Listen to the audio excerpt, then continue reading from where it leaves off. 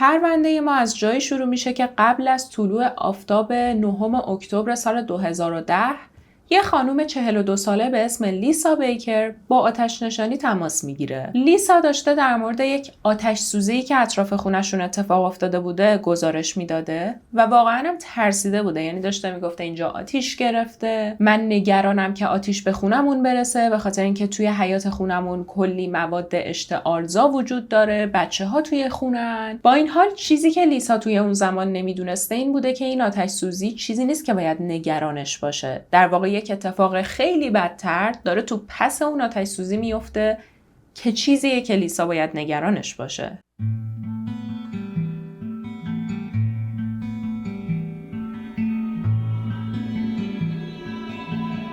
سلام، به یه ویدیوی دیگه با من خوش اومدین. امروز میخوایم در مورد پرونده زارا بیکر با هم صحبت کنیم. حدوداً ساعت 5 صبح، یعنی قبل از طلوع آفتاب روز شنبه 9 اکتبر سال 2010، یه خانم 42 ساله به اسم لیسا بیکر با آتش نشانی تماس میگیره. لیسا میخواسته گزارش یه آتش سوزی بیرون خونشون رو به آتش نشانی بده و وقتی که اونا ازش آدرس میخوان، اون انقدر هول شده بوده که نمیدونسته چی بگه. مدام داشته میگفته شوهرم توی شرکت درختکاری کار میکنه و به خاطر شغلش حیاط خونه پر از مواد قابل اشتعاله. چیزایی مثل شاخه های خشک و کنده و کود گیاهی و از این جور وسایل. آتش نشان ها هم وقتی که اینو میشنون با این تصور که الان یا آتیش بزرگ به وجود میاد و هر لحظه ممکنه بیشتر هم بشه و خب خونه اینا به هر حال برای آتیش گرفتن خیلی خطرناکه، سریع خودشون رو میرسونن اونجا و میگم توقع یک آتیش خیلی بزرگ داشتن. اما وقتی که میرسن میبینن آتیش حتی واقعا یک آتیش رسمی هم به حساب نمیاد. یعنی در این حد بوده که یه ظرف آب میریختی روش کاملا خاموش میشده. تنها چیزهایی هم که میتونستی بگی آسیب دیدن چند تا شاخه بوده که همینجوری افتاده بودن روی زمین. با این حال کسی که داشته اونجا رو بررسی میکرده، اون مأموری که مال آتش نشانی بوده، به نظرش می اومده که این آتیش عمدیه. کاری که میکنه با اداره پلیس شهر هیکوری، یعنی همون شهری که این اتفاقات داشته توش میافتاده توی کارولینای شمالی، تماس میگیره. بهشون توضیح میده که اومده سر یه صحنه و احساس میکنه یه آتش سوزی عمدی اینجا اتفاق افتاده و الان باید یه نفر رو بفرستن که همه چیز رو بررسی کنه. یکم بعدتر حدوداً ساعت 5:30 صبح یه مأمور پلیس به اسم راب رالینز میرسه سر صحنه. زمانی که راب میرسه، اون مأمور آتش نشانی که اونجا بوده صداش میکنه و بهش میگه بیا اینجا، من یه چیزی پیدا کردم که میترسم بهش دست بزنم. راب هم میره و میبینه جلوی در همین خونه‌ای که جلوش آتش سوزی اتفاق افتاده بوده یه ماشین پارک شده که به نظر میاد مال اهالی همون خونه است. یه ماشین شورولت تاهوی نقره‌ای مدل سال 1996 و روی قسمت شیشه جلوی این ماشین، یعنی زیر برف پاک کن، یه پاکت نامه وجود داره که مال اداره برقه. یعنی از این پاکت‌های نامه‌ای که اداره برق برای آدم‌ها میفرسته تا قبوز ماهانه‌شون رو بتونن پست کنن باهاش. و روی این پاکت یه نفر با خودکار یه چیزی نوشته. راب شروع میکنه به خوندن نامه. اونجا نوشته شده بوده پلیس خبر نکنین. آقای کافی، تو خوشت میاد همه چی رو کنترل کنی، اما الان کنترل اوضاع دیگه دست تو نیست. ما دخترت رو دزدیدیم و پسر مو قرمزت هم نفر بعدیه. مگر اینکه کاری که ازت خواسته شده رو انجام بدی. $1,000,000 بدون اینکه بتونن ردیابیش کنن. به زودی باهات تماس میگیریم. پلیس خبر نکن. راب وقتی که این نامه رو میخونه خیلی گیج میشه. خونه‌ای که الان اومده بودن بهش و جلوش آتش سوزی شده بوده متعلق به یه خانواده‌ای بوده به اسم بیکر. یعنی زوجی که اونجا زندگی میکردن آدام و لیسا بیکر بودن که لیسا همون کسیه که با آتش نشانی تماس گرفته. ولی یکم بعدتر آدام، یعنی مرد اون خونه، هم میرسه و شروع میکنه به توضیح دادن. به نظر میومده که آدام میدونه چه اتفاقی داره میفته. آدام بهشون میگه ببینید آقای کافی در واقع رئیس منه، مارک کافی، و این کسی که نامه رو نوشته داره رئیس منو خطاب قرار میده.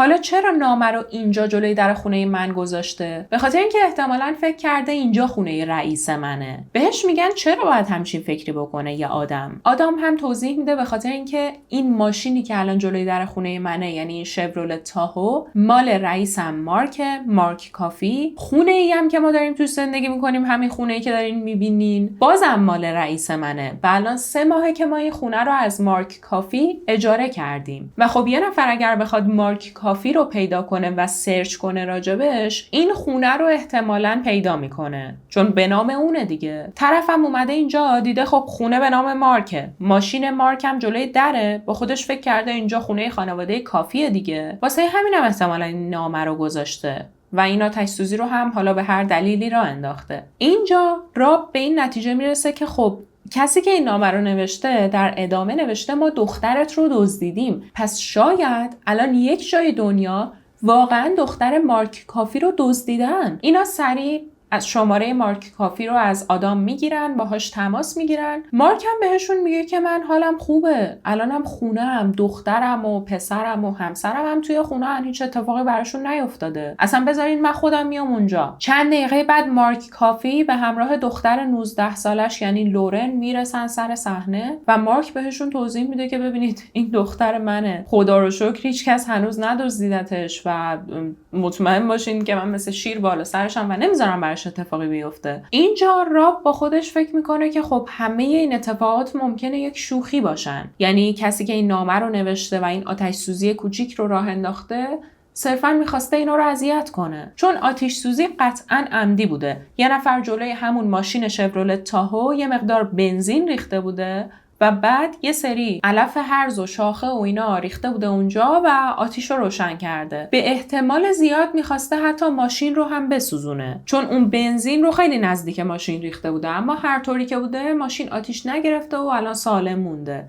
ولی در کل میگم همه اینا به نظر راب خیلی جدی نمی اومده، چون دختر مارک کافی که الان توی نامه نوشته شده بوده دزدیده نشده، پس هیچ اتفاق بدی نیفتاده. دیگه کم کم راب به این نتیجه میرسه که کاری اونجا نداره انجام بده و ساعت 7 صبح بوده که همه پلیس ها و مامورهای آتش نشانی خونه خانواده بیکر رو ترک میکنن. اونا هم که میرن همه چیز توی اون خونه حالت عادی خودش رو پیدا میکنه، اما 7 ساعت بعد یعنی ساعت 2 بعد از ظهر دوباره یه تماس دیگه از خونه خانواده بیکر، این بار با پلیس گرفته میشه. این بار آدام پشت خط بوده و به اپراتور توضیح میده که دخترش ناپدید شده. آدام به اپراتور توضیح میده که امروز توی خونه من یه آتش سوزی اتفاق افتاد و یه نامه باجگیری هم توی خونم پیدا شد که مربوط به دزدیده شدن دختر رئیسم بود. من الان فکر میکنم که اونا اون زمان دختر من رو به جای دختر رئیسم دزدیدن، چون الان اومدم و میبینم دختر من نیست. و خب یه نفر همین چند ساعت پیش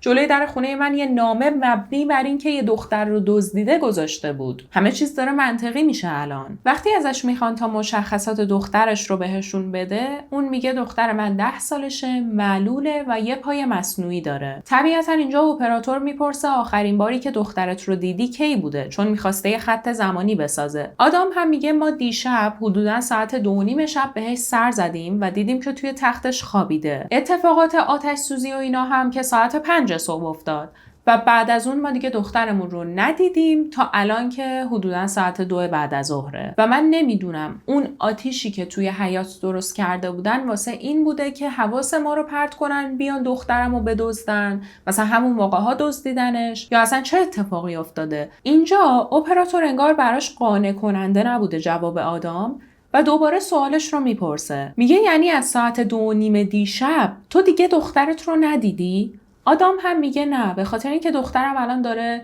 دوره بلوغش رو میگذرونه، خیلی از اتاق بیرون نمیاد، همش دوست داره توی اتاقش باشه و ما هم زیاد کاری به کارش نداریم. و خب دیشب ما یه بار چکش کردیم دیدیم خوابه دیگه. اون زمانی هم که سر و صدا شد و پلیس و آتش نشانی اومدن، ما به نظرمون میومد که اصلا دخترم بیدار نشده، به خاطر اینکه علاوه بر معلول بودنش و اون پای مصنوعی که داره کم شنوا هم هست و ما فکر کردیم که اصلا با این سر و صداها بیدار نشده، هنوز خوابه، نیازی نبود بریم دوباره چکش کنیم. خلاصه بعد از این تماس چند تا مأمور رو میفرستن تا خونه خانواده بیکر رو بررسی کنن با اونا که میرن داخل، حال و اوضاع خونه اصلا خوب نبوده. خونه کاملا شلوغ و به هم ریخته بوده. چند تا آکواریوم گوشه خونه پیدا میکنن که توش ماهی نبوده. یه سری از دیوارها تازه خیلی شلخته رنگ شده بودن و وقتی که میرن توی سرویس بهداشتی میبینن دیوار نصف رنگ شده. اونم با رنگ مشکی. یعنی همونطور که توی تصویر دارین میبینین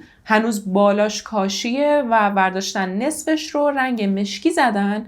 بعد رنگش هم یه حالتی شده انگار باد کرده. کلا خونه یه جوری بوده که انگار مثلا یه زمانی یه خونه درست و حسابی بوده ولی الان خیلی وقته که کسی تمیزش نکرده، بهش نرسیده و دیگه براش مهم نیست. اینجا مامورهای پلیس میفهمن دختر گم شده‌ای که الان باید دنبالش بگردن زارا کلر بیکره. در واقع توی این خونه 3 نفری اینا داشتن زندگی میکردن، آدام و لیسا به همراه دخترشون زارا. حالا یه چیزی من اینجا توی پرانتز راجع به اسمش بهتون بگم.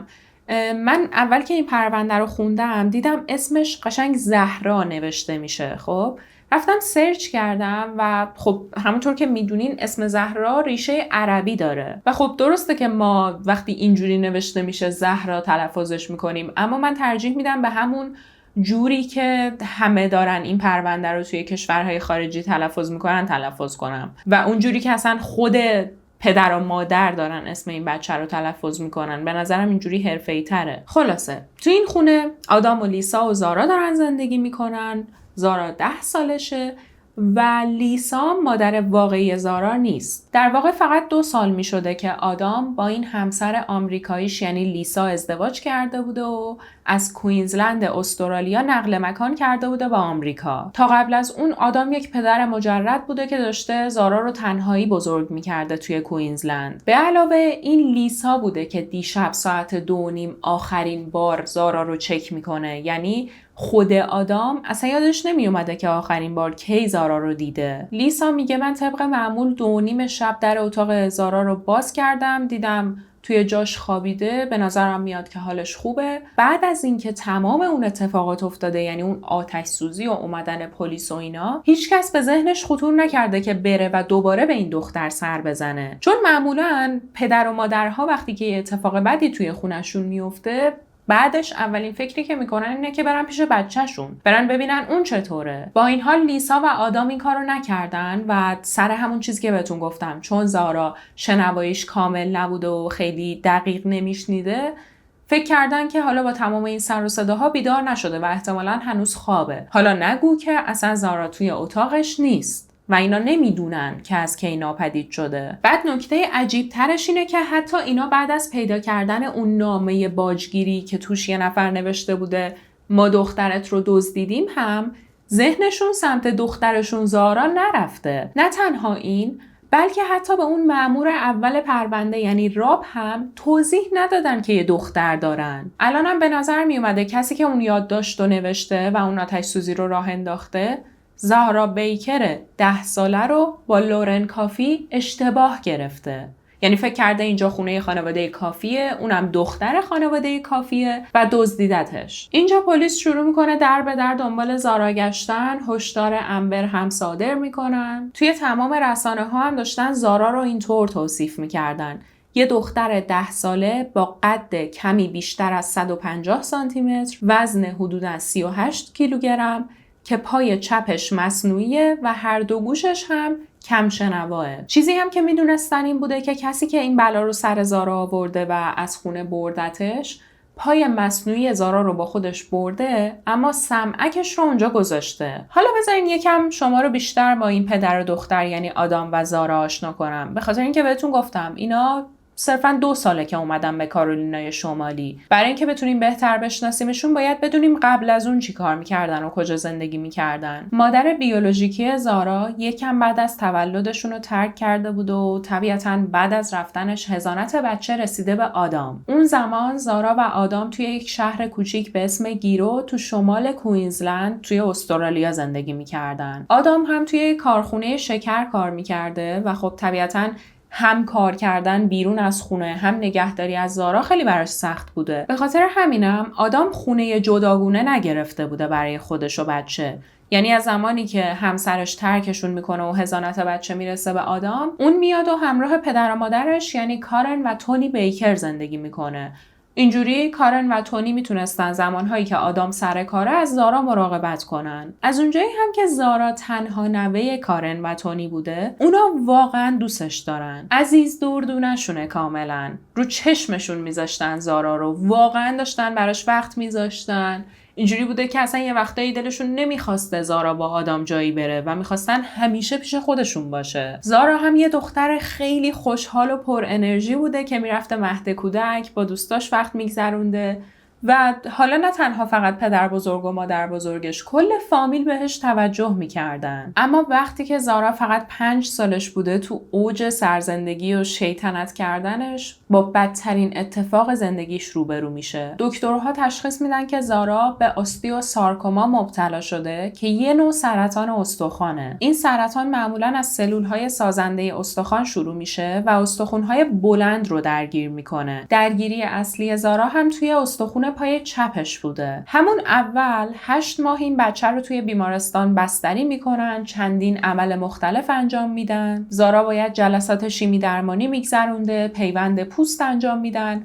اما با وجود همه اینها در نهایت مجبور میشن پای زارا رو از بالای زانو قطع کنن و توی تمام این پروسه زارا بی نهایت قویه. این که بخوای بعد از این همچین اتفاقی دوباره سر پا بشی حتی برای آدم بزرگا سخته، اما زارا داشته بدون اینکه خیلی فشاری به بقیه بیاره این کارا رو انجام میداده. توی تمام این مدت هم آدم از کنار زارا تکون نمیخورده. یه پدر فوق‌العاده بوده که توی بیمارستان کنار بچه‌شه، باهاش بازی میکنه، وقت میگذرونه. حتی میگفتن مثلا وقتی که زارا میخواسته سرم بزنه خیلی میترسیده و آدم همیشه یه بازی مخصوص داشته. سعی میکرده سر بچه رو گرم کنه که اصلا متوجه سوزن نشه، همیشه برایش خوراکی بیاره، کلی باش بازی کنه. آدم همیشه میگفته من این انرژی که دارم رو و اینکه کلا کم نمیارم، با وجود اینکه دارم کار میکنم، بالاخره هزینه‌های درمان رو میدم، صبح تا شب تو بیمارستانم، از خود زارا میگیرم. اون همیشه میخنده، هیچ وقت کم نمیاره، همیشه خوشحاله، هیچ وقت گلایه نمیکنه.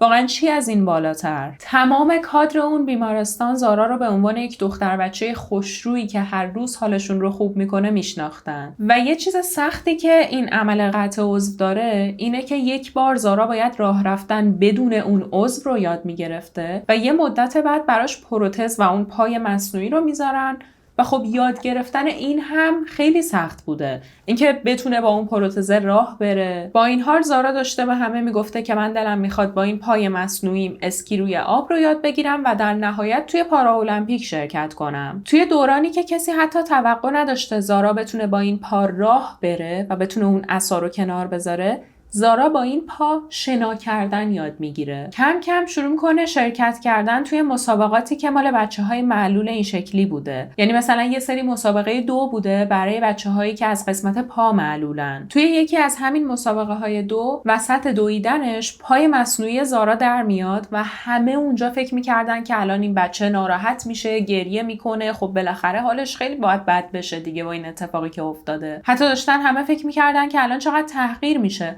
ولی زارا بلند میشه، شروع میکنه به خندیدن و پا رو دوباره بدون کمک هیچ کس جا میزنه و شروع میکنه به دویدن. ببین واقعا اینجوری نیست که من بخوام اغراق کنم، همه این چیزاییه که راجع به زارا میگن و یه دختر فوق‌العاده است. زارا توی اون سن داشته صخره‌نوردی میکرده، اسب سواری میکرده، کمپ مربوط به کودکان میرفته و هر کس ازش میپرسیده چجوری میتونی این مدلی ادامه بدی، زارا میگفته چون دلم میخواد انجامش بدم، پس انجام میدم. اما متاسفانه جنگ زارا با سرطان تموم نشده بوده. 2 سال بعد از اون تشخیص اولیه سرطان استخوان، پزشکا تشخیص میدن که سرطان به قفسه سینه‌اش متاستاز کرده و زارا درست توی 7 سالگی برای دومین بار مجبور میشه برای زنده موندن بجنگه. سال 2007 دکترها یه عمل جراحی انجام میدن، بخش سرطانی ریه راستش رو برمیدارن و بعد از اون یه دوره شیمی درمانی خیلی سنگین شروع میشه. این شیمی درمانی آسیب جدی و موندگاری به گوش زارا میزنه، یعنی به شنواییش، و همین باعث میشه که کم شنوا بشه. حالا توی این زمان زارا باید میرفته مدرسه. پزشکا بهش اعلام میکنن که فعلا نمیتونه مدرسه رو شروع کنه. علاوه بر این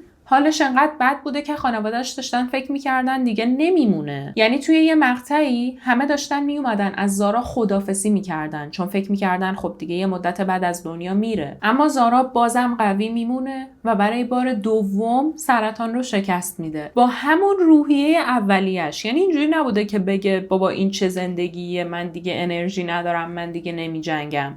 با همون روحیه. البته ناگفته نمونه که کارن و تونی، یعنی پدر بزرگ و مادر بزرگش، هم خیلی توی این روحیه نقش داشتن، به خاطر اینکه اینا می اومدن برای زارا هدف گذاری میکردن. یعنی تا میدیدن خسته شده و دیگه مبارزه نمیکنه، این شکلی بودن که بیا هدف بذاریم. مثلا یکی از این هدفایی که گذاشته بودن این بوده که بعد از دوره شیمی درمانی زارا باید وزنش رو به 23 کیلوگرم برسونه و اگر بتونه برسونه براش یه لباس قرمز مورد علاقش که توی لباس فروشی دیده بوده و دوست داشته رو میخرن. زارا هم تمام تلاشش رو میکنه و بالاخره روز موعود، یعنی مثلا تو 8 سالگیش، میره روی ترازو و میبینه که 22 کیلوه. اینجا خیلی ناراحت میشه، همینجوری نگران داشته و عدد ترازو نگاه میکرده.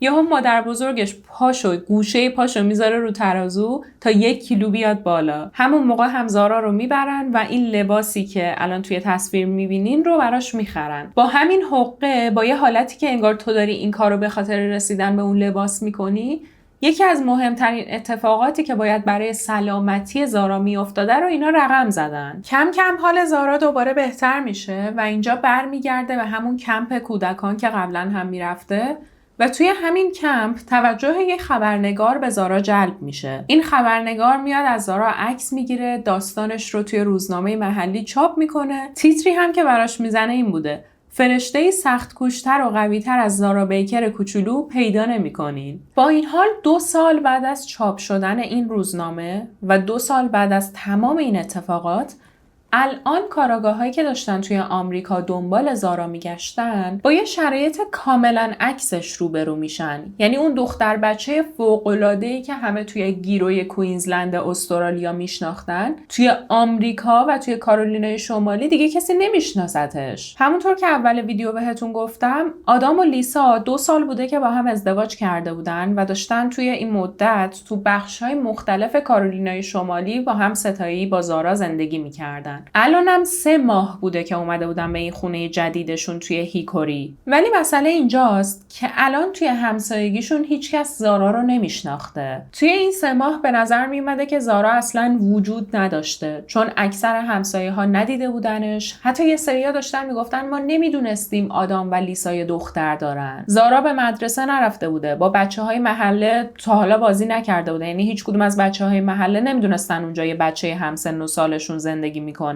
هیچ مدرکی مبنی بر این که زارا مثلا بیمارستان، دندون پزشکی، درمانگاه یا جایی رفته باشه هم نبوده. عملاً زارا توی این 3 ماه توی اون خونه‌شون تو هیکوری انگار زندگی نکرده بوده. همسایه روبروی خونه خانواده بیکر یه مردی بوده که خیلی هم داشته میگفته من اون زمانی که این خانواده به این خونه نقل مکان کردن دلم میخواست باهاشون دوست شم. یه چند باری سعی کردم با آدام صحبت کنم، مثلا با لیسا ارتباط بگیرم، ولی نشد. انگار که اینا نمیخواستن خیلی با کسی رفت آمد داشته باشن و اصلا سلام و علیک داشته باشن. و میگه من توی زندگی اینا خیلی دقت میکردم، یعنی یه جورایی داشتم فضولی میکردم حتی.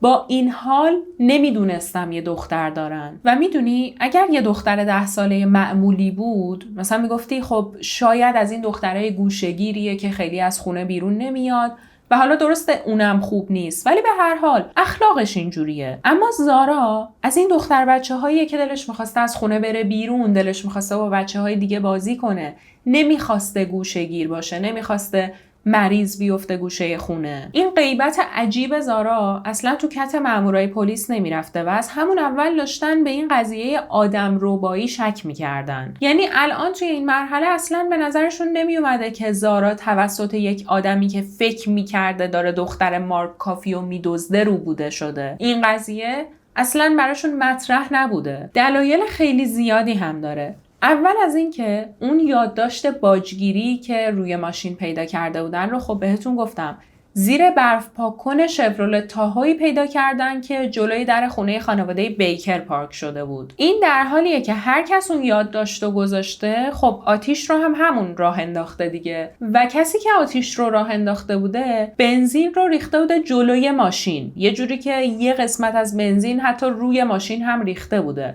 و احتمالش خیلی زیاد بوده تو اون زمان که ماشین هم آتیش بگیره. کلا یه آدم چرا باید یادداشت باجگیری که انقدر مهمه و کلا همه این کارا رو داره به خاطر اون میکنه رو یه جایی بذاره که احتمال سوختنش هست. حتی برای کاراگاه‌ها حرفای لیسا و آدام در مورد اینکه متوجه ناپدید شدن زارا نشدن هم عجیب بوده. به خاطر اینکه خونه این خانواده خیلی کوچیکه. کلا 2 تا اتاق خواب داشته. یه اتاق زارا بوده، یه اتاق هم که آدام و لیسا با هم توش میخوابیدن. اون روز هم آدام هم لیسا توی خونه بودن دوتایشون و تا ساعت 2 بعد از ظهر متوجه نبودن دخترشون نشدن. اونم نه یه دختر عادی، یه دختری که به هر حال دیگه آدام بهتر از همه باید میدونسته که نیاز به مراقبت داره، باید هی چکش کنی، ممکنه اصلا زمین بخوره توی اتاقش، ممکنه 1000 تا اتفاق براش بیفته. یه مورد دیگه همینه که زمانی که کاراگاه‌ها داشتن خونه این خانواده رو میگشتن، یه سری پاکت اداره برق پیدا کردن. اگه یادتون باشه نامه‌ای که از طرف رباینده روی ماشین پیدا کردن هم روی پاکت اداره برق نوشته شده بود. کاراگاه یه سری مدارک و مثلا دستنوشته و اینا هم توی خونه اینا پیدا میکنه که لیسا اینا رو نوشته بوده و دستخط لیسا با دستخط اون رباینده تقریبا یکی بوده. یعنی مثلا یه نفر بدون هیچ تجهیزات خاصی اگر بهش نگاه میکرده به نظرش میومده که اینا میتونن یکی باشن. برای همینم الان با وجود اینکه اینا هشدار امبر صادر کرده بودن و داشتن بیرون از خونه دنبال زارا میگشتن، اما داشتن به این نتیجه هم میرسیدن که باید روی آدام و لیسا بیشتر تحقیق کنن، بیشتر کنجکاوی کنن. به نظر می اومده که اونا میدونن چه اتفاقی افتاده. حتی اگه کاملا ندونن، یه چیزایی هست که به پلیس نمیگن. اینجا کاراگاه میاد میگه خب اوکی، ما میدونیم که لیسا آخرین بار ساعت 2:30 شب بوده که رفته توی اتاق زارا و دیده که اون توی اتاقش خوابه. آدام کی آخرین بار اونو دیده؟ آدام توضیح میده که عصر روز قبل، یعنی جمعه 8 اکتبر، من و لیسا و زارا ستایی با هم حدوداً ساعت 7 بعد از ظهر رفته بودیم به مراسم جشن اکتبر فست. این مراسم توی مرکز شهر برگزار می شده و میگه ما 7 رفتیم، 9 برگشتیم خونه، بعدش هم زارا رفت خوابید، بعد از اونم دیگه من ندیدمش. از شانس خوبشون 1 نفر اینا رو موقع رفتن به جشن دیده بوده. اون 1 نفر هم کسی نیست جز رئیس آدام، یعنی همون آقای مارک کافی. وقتی کاراگاه‌ها میرن سراغ مارک کافی، مارک بهشون میگه که آره من دیدم که اینا دارن سوار ماشین میشن تا برن به جشن. یعنی دقیقاً زمانی که من دیدمشون آدام و لیسا سوار ماشین بودن، داشتن دنده عقب از ورودی خونه می اومدن بیرون و وقتی که این گفته کجا میرین، اونا بهش گفتن که آره داریم میریم مرکز شهر تو جشن اکتبر فست شام بخوریم. اما به گفته مارک، زارا اون زمان توی ماشین نبوده. یعنی میگه آره من همه این چیزا رو دیدم، اینا واقعا داشتن میرفتن جشن، اما من زارا رو ندیدم. البته مارک از وجود زارا با خبر بوده ها، یعنی مثل بقیه همسایه ها نمیگفته من کلا نمیدونستم اینا یه دختر دارن. زارا رو دیده بوده، خیلی هم دوستش داشته، ولی میگه اون روز به خصوص من ندیدم زارا با اینا باشه. کاراگاه ها از آدام و لیسا میخوان که بیان به اداره پلیس برای بازجویی بیشتر، چون دیگه تو این مرحله مطمئن بودن آدمربایی در کار نیست. و دقیقاً وقتی که اینا داشتن میرفتن اداره پلیس، همزمان میشه با وقتی که یه مأمور اومده بوده و داشته دور تا دور خونه‌شون نوار زرد میکشیده. تو این لحظه لیسا خیلی تعجب میکنه و برمیگرده به مأموره میگه مگه زارا اینجا به قتل رسیده که دارین اینجا نوار زرد میکشین؟ و دقیقاً سوال رو همین جوری که دارم بهتون میگم میپرسه.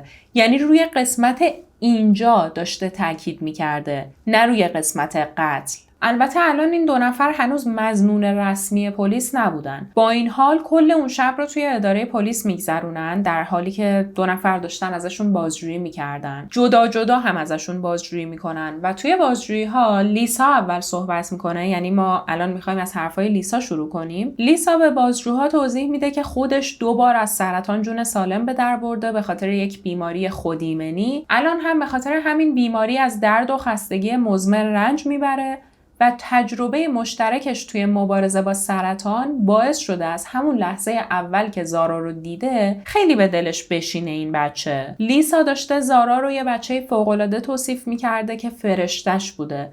توی روزایی که علائم بیماری مزمنش شدیدتر می‌شده زارا بهش کمک می‌کرده. با توجه به اینم که آدام تمام وقت کار می‌کرده، مسئولیت درس و آموزش و غذا و کارهای روزمره زارا با لیسا بوده. لیسا میگه این دختر هیچ وقت از جلوی چشم من دور نمی‌شد، من همه کاراشو انجام میدادم، مواظبش بودم و مثل بچه خودم دوستش داشتم. در ادامه هم میگه الان 1 سال به تولد 11 سالگی زارا مونده، با این حال من جلو رفتم کادوشو خریدم، تمام مقدمات تولدش رو چیدم، یعنی اینقدر ذوق دارم. میاد حتی یکی از پیام‌های توی موبایلش رو به بازجو نشون میده. توی این پیام لیسا برای آدام نوشته بوده که یه عروسک $200 برای تولد زارا خریده و خیلی خوشحاله چون فکر میکنه این دقیقاً همون چیزیه که زارا میخواد. حتی میگه من الان 2 قلو بار دارم، قرار بوده زارا خواهر بزرگه بچه‌های من بشه، واقعاً براش خوشحالم، من و زارا کلی ذوق داشتیم. بازجو ازش میپرسه که حاضری نمونه دستخطت رو به ما بدی؟ لیسا هم همین کارو میکنه، یه چیزی روی کاغذ مینویسه و بهشون تحویل میده و بعد نوبت تست دروغ سنج میشه. لیسا با دادن تست موافقت میکنه اما توی تست رد میشه. از اون طرف دستخطش رو میان با اون دستخط باجگیری رباینده کنار هم میذارن و میبینن که بله این دوتا یکی هن. یعنی خود لیسا کسی بوده که اون نامه رو نوشته. یعنی واقعا اینجوری بوده که شواهد با حرفای لیسا نمیخوندن. تو اتاق بازجویی آدام اوضاع خیلی فرق میکرده. اون چیزی نمیدونسته. یعنی به نظر میومده که اصلا آدام هیچ خبری از اینکه چه اتفاقی داره توی خونش میفته نداره. فقط داشته از قدیما تعریف میکرده، از سرطان زارا میگه، از اینکه چقدر دخترش جنگجوه، چقدر اینا با هم سختی پشت سر گذاشتن، چقدر دخترش رو دوست داره و چقدر الان نگرانشه. مدام هم داشته همون حرفای قبلش رو تکرار میکرده. یعنی میگفته من دیشب آخرین بار زمانی دخترم رو دیدم که با هم دیگه رفتیم جشن. یعنی مامورا بهش نگفته بودن که ما رفتیم با مارک کافی صحبت کردیم و اون تایید کرده که شما با دخترتون زارا به جشن نرفته بودین. آدم سفت و سخت پای دروغش وایساده بوده. حتی مامورا ازش میپرسن که ما بریم دوربینای مداربسته اون جشن رو چک کنیم، یعنی اگه بریم چک کنیم تو رو با دخترت میبینیم. آدم هم میگه آره. همزمان با این بازجویی ها یه کار دیگه‌ای که مامورهای پلیس داشتن میکردن چک کردن سوابق این 2 نفر بوده. چیزی که میفهمن این بوده که حکم جلب فعال هم برای لیسا هم برای آدام وجود داشته. دلیلش همین بوده که اینا هر کدوم یه سری جرم انجام داده بودن و برای دادگاهشون نرفتن. اتهامات لیسا برنگردوندن یه سری وسایل و لوازم کامپیوتر اجاره‌ای و تهدید دیگران بوده. آدام هم با اتهام حمله با سلاح مرگبار روبرو بوده.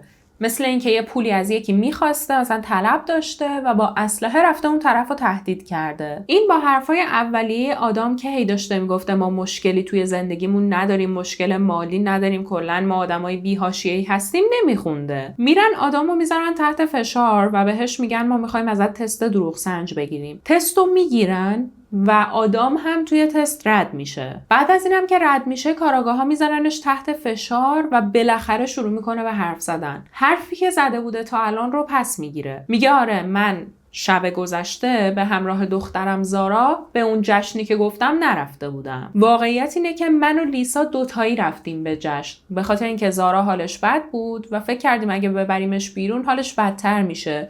نیاز داشت که استراحت کنه. و میگه دلیل این که من واقعیت رو از همون اول بهتون نگفتم لیسا بود.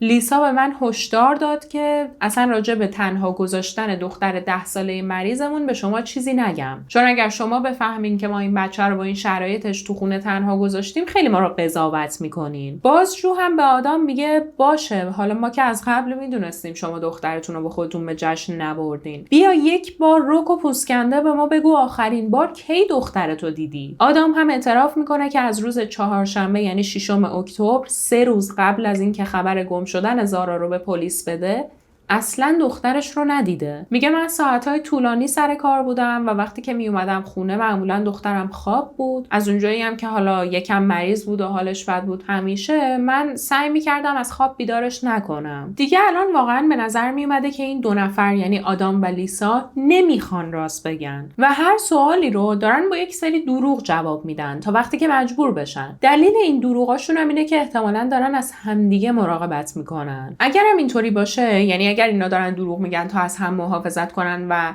یک کاری که یکیشون کرده رو بتونن بپوشونن، باید اتحادشون رو به هم بزنن پلیسا. اگر اتحادشون رو میشکستن، بالاخره حداقل آدم شروع میکرده به صحبت کردن. خیلی زود همین راهو پیدا میکنن، به خاطر اینکه توی چک کردن سوابق لیسا متوجه میشن زمانی که اصلا لیسا و آدم داشتن با هم ازدواج میکردن، لیسا هنوز از همسر سابقش جدا نشده بوده و در حال حاضر این 2 نفر اصلا زن و شوهر نیستن. در حالی که آدم فکر میکرده خودش و لیسا جولای سال 2008 تو استرالیا به صورت قانونی ازدواج کردن، الان مدارک نشون میداده که لیسا تو زمان عروسیشون زن قانونی یه نفر دیگه بوده. اینو که میفهمن کاراگاه‌ها، اول میان سراغ لیسا، بهش میگن که آره ما همچین چیزی رو فهمیدیم و لیسا هم خیلی دستپاچه میشه، شروع میکنه به توضیح دادن. میگه که آره من از سال 1998 زن یک مردی به اسم آرون یانگ بودم، ولی مسئله اینجاست که ما چند سالی بود که از هم جدا شده بودیم، جدا زندگی میکردیم ولی هنوز طلاق نگرفته بودیم به صورت رسمی. اینجوری بود که با هم دوستای معمولی بودیم، خیلی وقتا همدیگه رو میدیدیم. حتی پلیسا میفهمن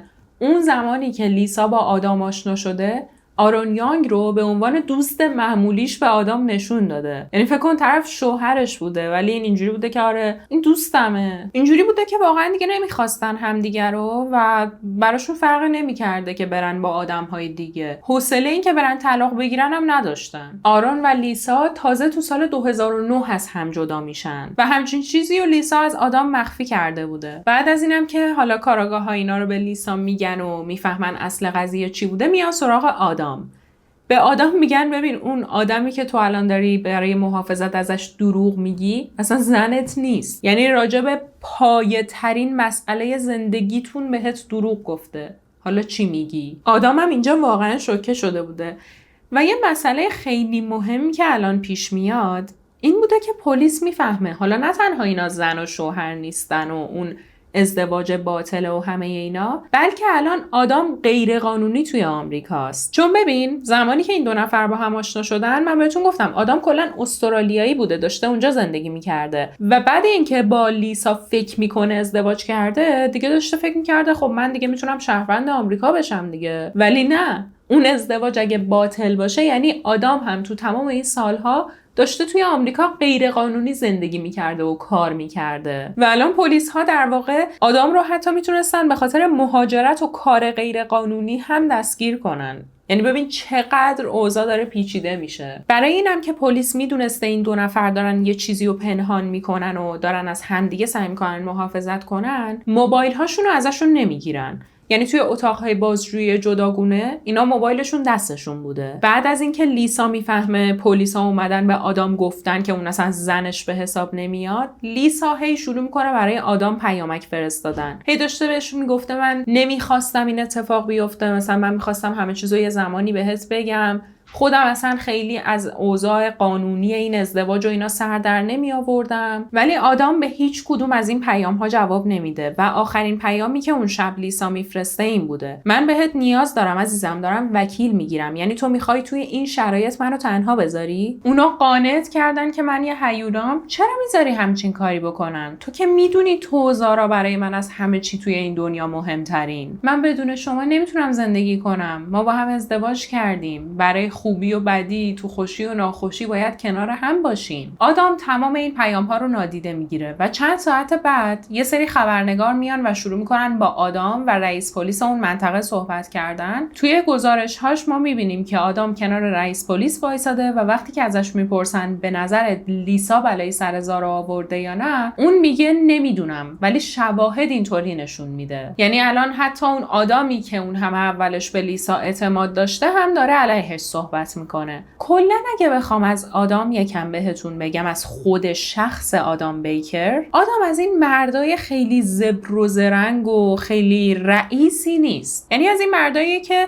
در یک نگاه مشخصه تحت سلطه زنشونن. مخصوصا وقتی که آدام و لیسا رو کنار هم میبینی، قشنگ معلومه رئیس کیه. همه همینو میدونستن. کلا آدام توی زندگیش تا قبل از اینکه با لیسا آشنا بشه فقط یک زن رو میشناخته. زمانی که 22 سالش بوده با اولین همسرش یعنی امیلی، مادر بیولوژیکی زارا که اون موقع 19 سالش بوده، ازدواج میکنه. خیلی هم هنوز همدیگر رو نمیشناختن و اصلا رابطهشون جلو نرفته بوده که امیلی باردار میشه، زارا رو به دنیا میاره. یه مدت بعد هم که کلا اینا اصلا رابطهشون جلو نمیره و از همدیگه جدا میشن. اوایل امیلی می اومده به زارا سر میزده، اما کم کم دیگه وقتی که حضانت به آدام داده میشه، آدام مخالفت میکرده با اینکه امیلی بیاد بچه رو ببینه. امیلی هم به این نتیجه میرسه که خب من که شرایط نگهداری از این بچه رو ندارم، الانم که جاش با پدرش و پدر بزرگ مادر بزرگش خوبه، خب دیگه ولش کنم، اینقدر بچه‌مو وارد چالش نکنم. چون هر بار که امیلی میخواسته بیاد بچه رو ببینه با آدام دعواش میشده، بچه گریه میکرده و دیگه از یه جایی به بعد اصلا خود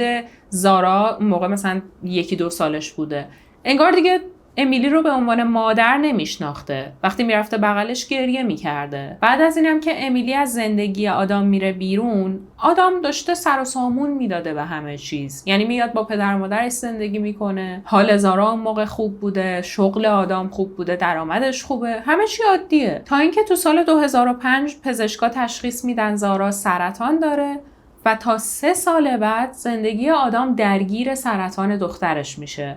دیگه باید مدام میرفته بیمارستان، اصلا تایم خالی برای خودش نداشته، حتی تایم استراحت نداره به خاطر اینکه میرفته سر کار، بعد میرفته بیمارستان و اونجا میخوابیده. توی این مرحله آدام برای اینکه بتونه دووم بیاره یه راهی پیدا میکنه. یعنی میدونی احساس میکرده که زندگیش اصلا تحت کنترل خودش نیست و هیچ زندگی شخصی نداره. واسه همینم میاد توی فضای مجازی یک اکانت توی سایت برای خودش درست میکنه و توی اون اکانت میتونسته یک آدم عادی باشه. یه وبسایتی وجود داشته به اسم اینستنت که برای همین دوستیابی و مسیج دادن با آدم‌های دیگه بوده و آدم اونجا برای خودش یه پروفایل درست میکنه. توی این پروفایلش آدم میتونسته همون چیزی باشه که تو اون زمان نبوده، با آدم‌ها یعنی مخصوصا زن‌های مختلف سراسر دنیا حرف بزنه و توی این فضای آنلاین آدم دیگه اون پدر مجرد دغدغه‌مندی که شبا رو با بیخوابی تو راهروهای بیمارستان میگذرونده نیست، بلکه یه شخصیت شیک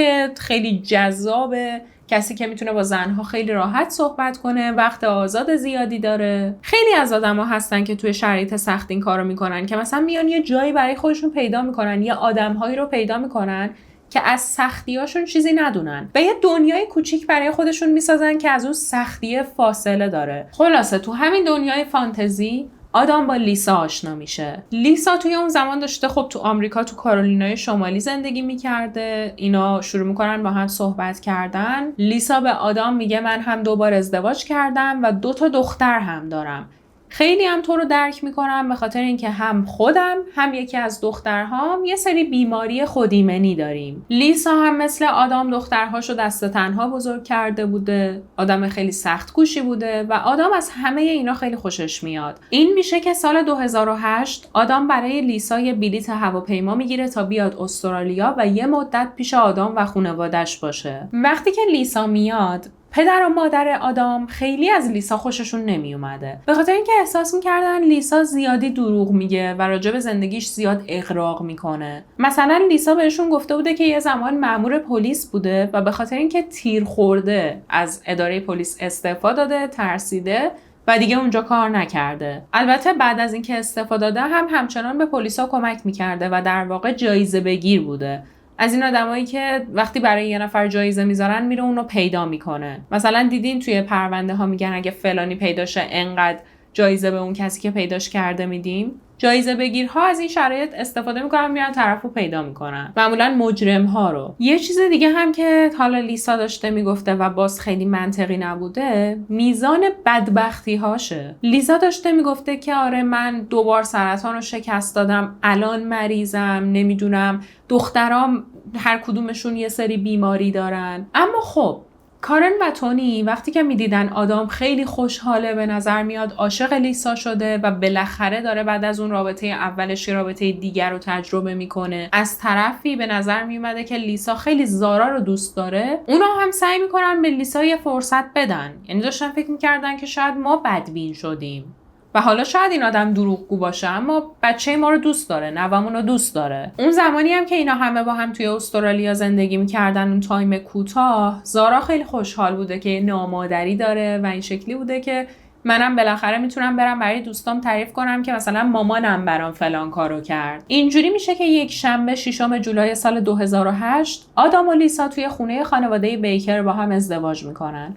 همونطور که دارین توی تصاویر میبینین، زارا دقیقاً همون لباس معروف قرمز رنگش رو پوشیده و ساقدوش این دو نفره، خیلی هم خوشحاله، همه چیزم به نظر خوب میاد. ولی این تصویر با چیزی که 2 سال بعد پلیس ها داشتن باهاش دست و پنجه نرم میکردن خیلی فاصله داشته. اینجا پای دختر بزرگ لیسا یعنی بریتنی میاد وسط و بریتنی میاد به مامورای پلیس میگه من احساس میکنم مامانم یه بلایی سر زارا آورده. مامورای پلیس خیلی توجهشون جلب میشه چون این دختر لیساه، میدونی در حالت عادی باید پشت اون باشه. بریتنی توضیح میده که اوایل همون سال، یعنی قبل از اینکه آدام و لیسا به این خونه جدیدشون نقل مکان کنن، داشتن توی یک تریلر زندگی میکردن و بریتنی هم همراهشون بوده. یه بازه زمانی بوده که بریتنی جایی برای زندگی کردن نداشته، اومده بوده پیش اینا. میگه تجربه واقعا آزاردهنده‌ای بود به خاطر اینکه کلاً مادر ما خیلی بد اخلاقه و چیزی که اون موقع منو آزار میداد این بود که با زارا بد اخلاقی میکرد، کتکش میزد، آزارش میداد، تنبیهش میکرد، حتی یه وقتایی مینداختش توی اتاق و بهش غذا نمیداد و حتی یه وقتایی به گفته بریتنی لیسا زارا رو میبرده توی یک سربالایی که نزدیک اون تریلرشون بوده و بهش میگفته باید این سربالایی رو پیاده چند بار طی کنی. این برای زارا که اون موقع پای مصنوعی داشته خیلی دردناک بوده. کلا طی کردن سربالایی برای کسی که پای مصنوعی داره دردناکه. دلیلش هم اینه که اون پا مثل پای عادی نیست دیگه.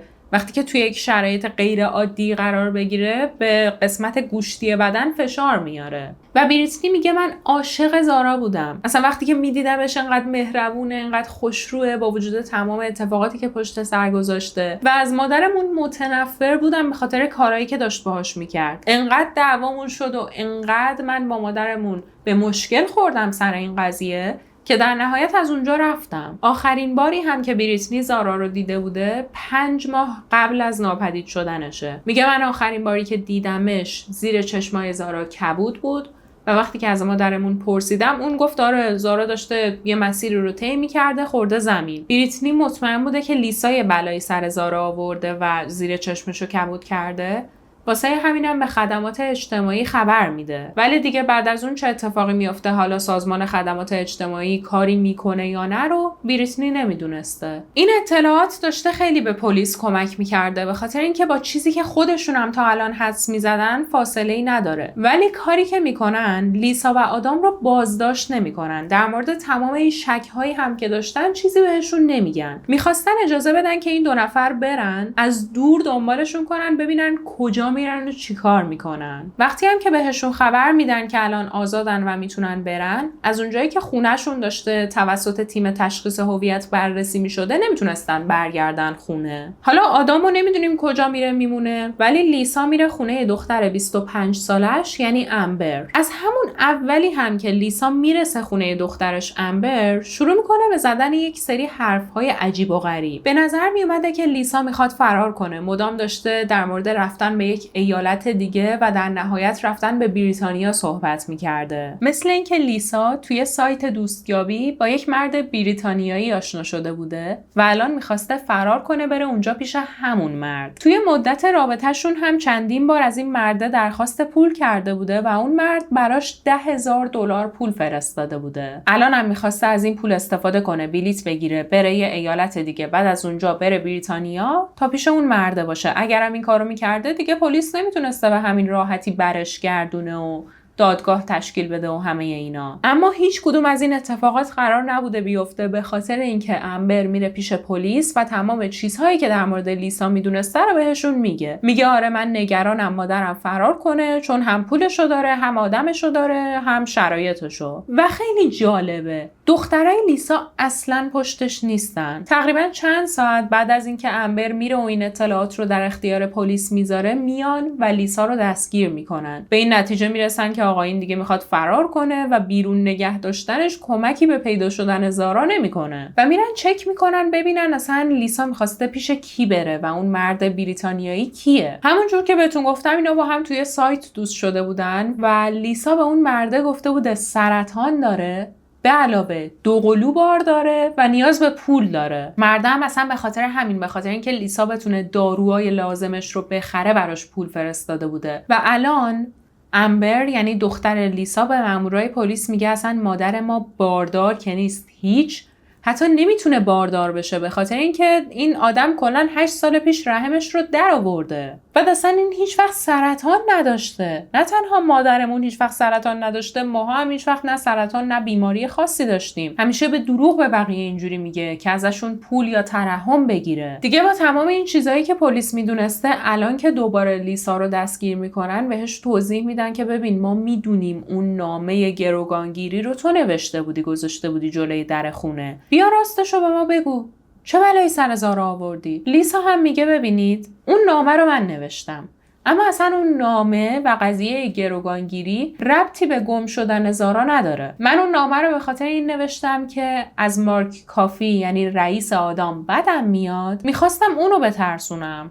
یعنی میخواستم یه هول و ولایی تو دلش بندازم و یکم زندگیشو جهنم کنم، همین. بعد توضیح میده که من از مارک کافی بدم میاد به خاطر اینکه ساعتهای طولانی آدم رو سر کار نگه میداره و کنترلش میکنه و حقوق درست حسابی نمیده و اینجور چیزا. بعد هم میگه من اصلا دیگه نمیخوام همکاری کنم و وکیل میخوام. پس تا اینجای کار پلیس چند تا چیز مهم فهمیده. اولا لیسا اعتراف کرده که اون یادداشت باجگیری رو خودش نوشته. آدام بیکر داره میگه من 3 روز دخترمو ندیدم. لیسا تو 2 سال ازدواجشون که تازه قانونی هم نبوده این همه دروغ به آدام گفته و آدام هیچ وقت برای اقامت تو آمریکا اقدام نکرده بوده. یعنی از سال 2008 داره غیر قانونی اونجا زندگی میکنه. اما بدتر از همه این چیزا اینه که روز یکشنبه 10 اکتبر یعنی 24 ساعت بعد از زمانی که اینا دارن میگن زارا ناپدید شده، یه سگ جسدیاب تو 2 تا ماشین به بوی بقایای جسد انسان واکنش مثبت نشون میده. توی همون شورولت تاهویی که مال مارک کافی رئیس آدام بوده و هم توی ماشین خود خانواده بیکر که تویوتا کمری بوده. با وجود اینم که اینا این همه مدت گذشته و نتونستن زارا رو پیدا کنن، دیگه به این نتیجه میرسن که شاید زارا به قتل رسیده باشه. این موضوع باعث میشه اون هشدار امبری که صادر کرده بودن رو لغو کنن و رئیس پلیس میاد توی کنفرانس اعلام میکنه ما الان داریم روی پرونده قتل کار میکنیم. دیگه وقتی این خبر رو اعلام میکنن آدمهای بیشتری داشتن میومدن و به پلیس اطلاعات میدادن. یکی از این آدمها همسر خواهرزاده لیساه. اون میگه لیسا زارا رو سر کوچیکترین و بی اهمیت ترین چیزها کتک میزده. توی اتاق حبسش میکرده و فقط روزی 5 دقیقه بهش وقت غذا خوردن میداده. یه نفر دیگه یعنی یکی از دوستای لیسا هم میاد و به مامورهای پلیس میگه من یه بار رفتم جلوی در خونه لیسا و آدام،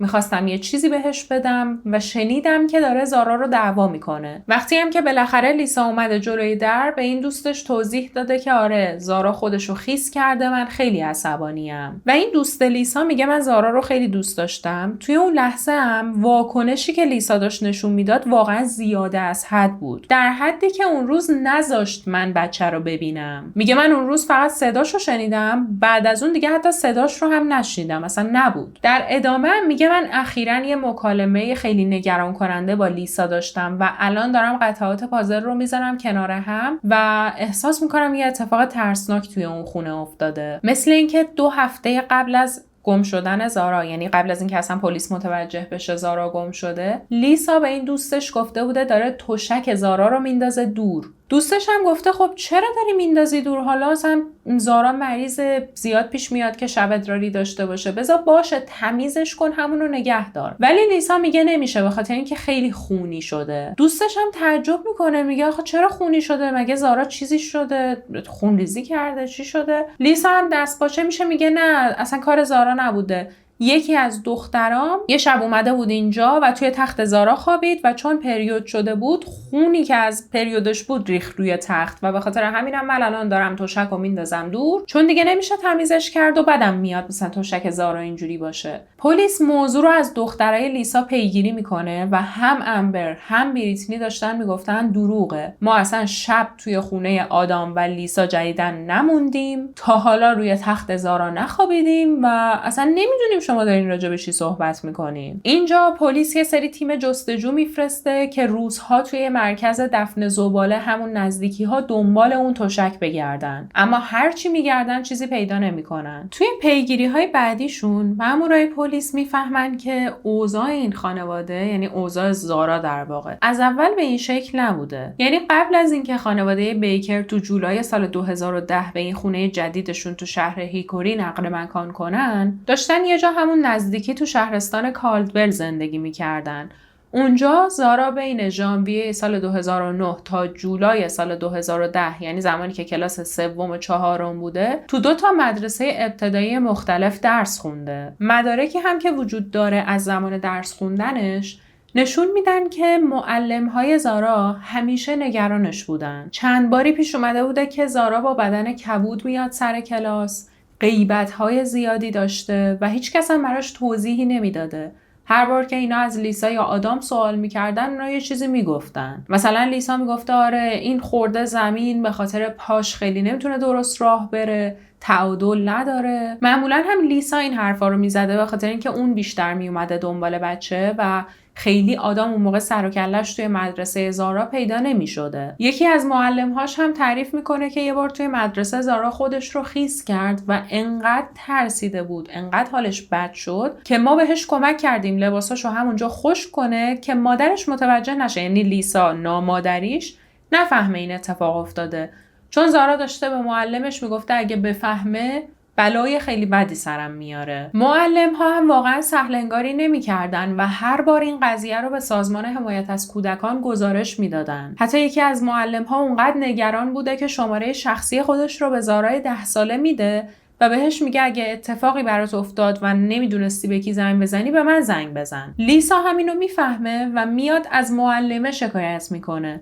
داشته میگفته چرا باید یه معلم شماره شخصیشو به شاگرد بده. یه مدت بعد از اون هم اینا کلا زارا رو از آخرین مدرسه‌اش میارن بیرون و اعلام میکنن که میخوان توی خونه بهش درس بدن. و این خانواده وقتی که میان به هیکوری، به این خونه جدیدشون که الان 3 ماه بوده داشتن توش زندگی میکردن، خب شرایطشون یه جوری میشه و یه کاری میکنن، یعنی یه سیستمی به وجود میارن که کسی اصلا متوجه حضور زارا نشه. نمیذاشتن اون از خونه بیاد بیرون، خیلی با همسایه ها نمیگشتن، ولی توی مکان زندگی قبلیشون که بهتون گفتم یک تریلر بوده، همسایه های زیادی داشتن و تمام اون همسایه ها زارا رو میشناختن. اکثریتشون هم دارن میگن لیسا با زارا بدرفتاری میکرد و هیچ ابایی هم از این کار نداشت، یعنی اصلا این رفتارش رو مخفی نمیکرد. همسایه ها هم همیشه متوجه میشدن که چقدر زارا داره سختی میکشه، ولی حالا یا میترسیدن یا احساس میکردن که لیسا شاید داره کار خاصی انجام میده، تمرینی بهش میده، براش لازمه یا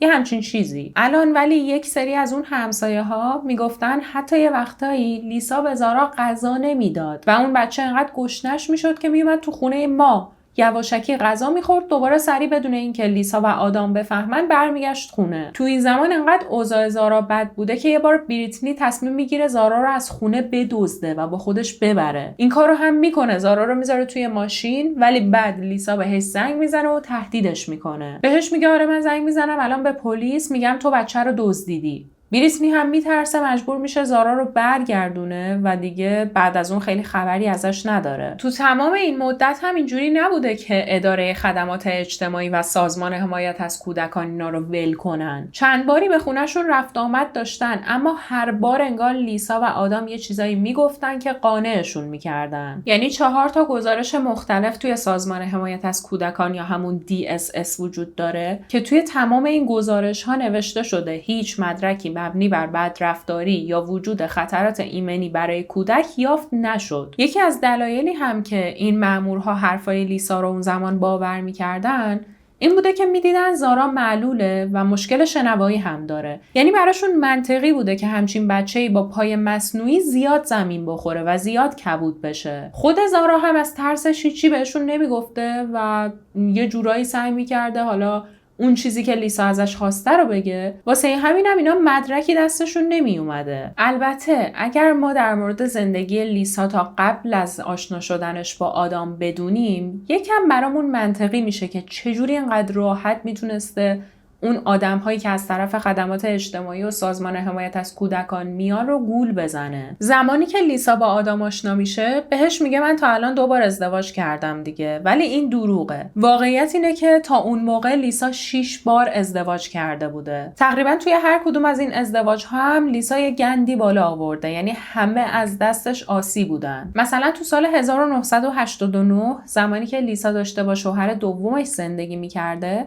مادر شوهرش حکم عدم ورود و عدم نزدیک شدن علیه لیسا میگیره. دلیلش همین بوده که لیسا با این مادر شوهر خیلی بدرفتار بوده و چند بار تهدیدش کرده بوده که خونه‌ش رو آتیش میزنه. اون موقع هم لیسا باردار بوده سر یکی از دختراش و مدام تهدید میکرده که من این بچه رو تو شکمم میکشم، نمیدونم میندازم گردن شما، میرم به همه میگم شما بهش آسیب زدین. و این مادر شوهرم ترسیده بوده دیگه، رفته سریع اون حکم منع تماس رو گرفته که اصلا اگر یه اتفاقی هم افتاد و لیسا سر بچه‌های بلایی آورد، بعداً بگه من اصلا نزدیک این خانومم نشدم. شوهر سوم لیسا هم یه مردی بوده به اسم اندرو هریس و یادش میاد که زمان دوستیشون لیسا خیلی خوب بوده. اما به محض اینکه ازدواج میکنن، نه تنها لیسا با اندرو خیلی بد رفتار میکرده و حتی یه وقته اندرو رو کتک میزده، بلکه جلوی اندرو بچه هاشون رو هم کتک میزده، یعنی امبر و بریتنی رو. هر موقع هم که حال و حوصله رسیدگی به اونا رو نداشته، توی اتاق حبسشون میکرده و واسه خودش آزاد بوده، همینجوری انگار نه انگار. الان دیگه داریم کم کم دلیل اینکه امبر و بریتنی انقدر از مادرشون بدشون میاد و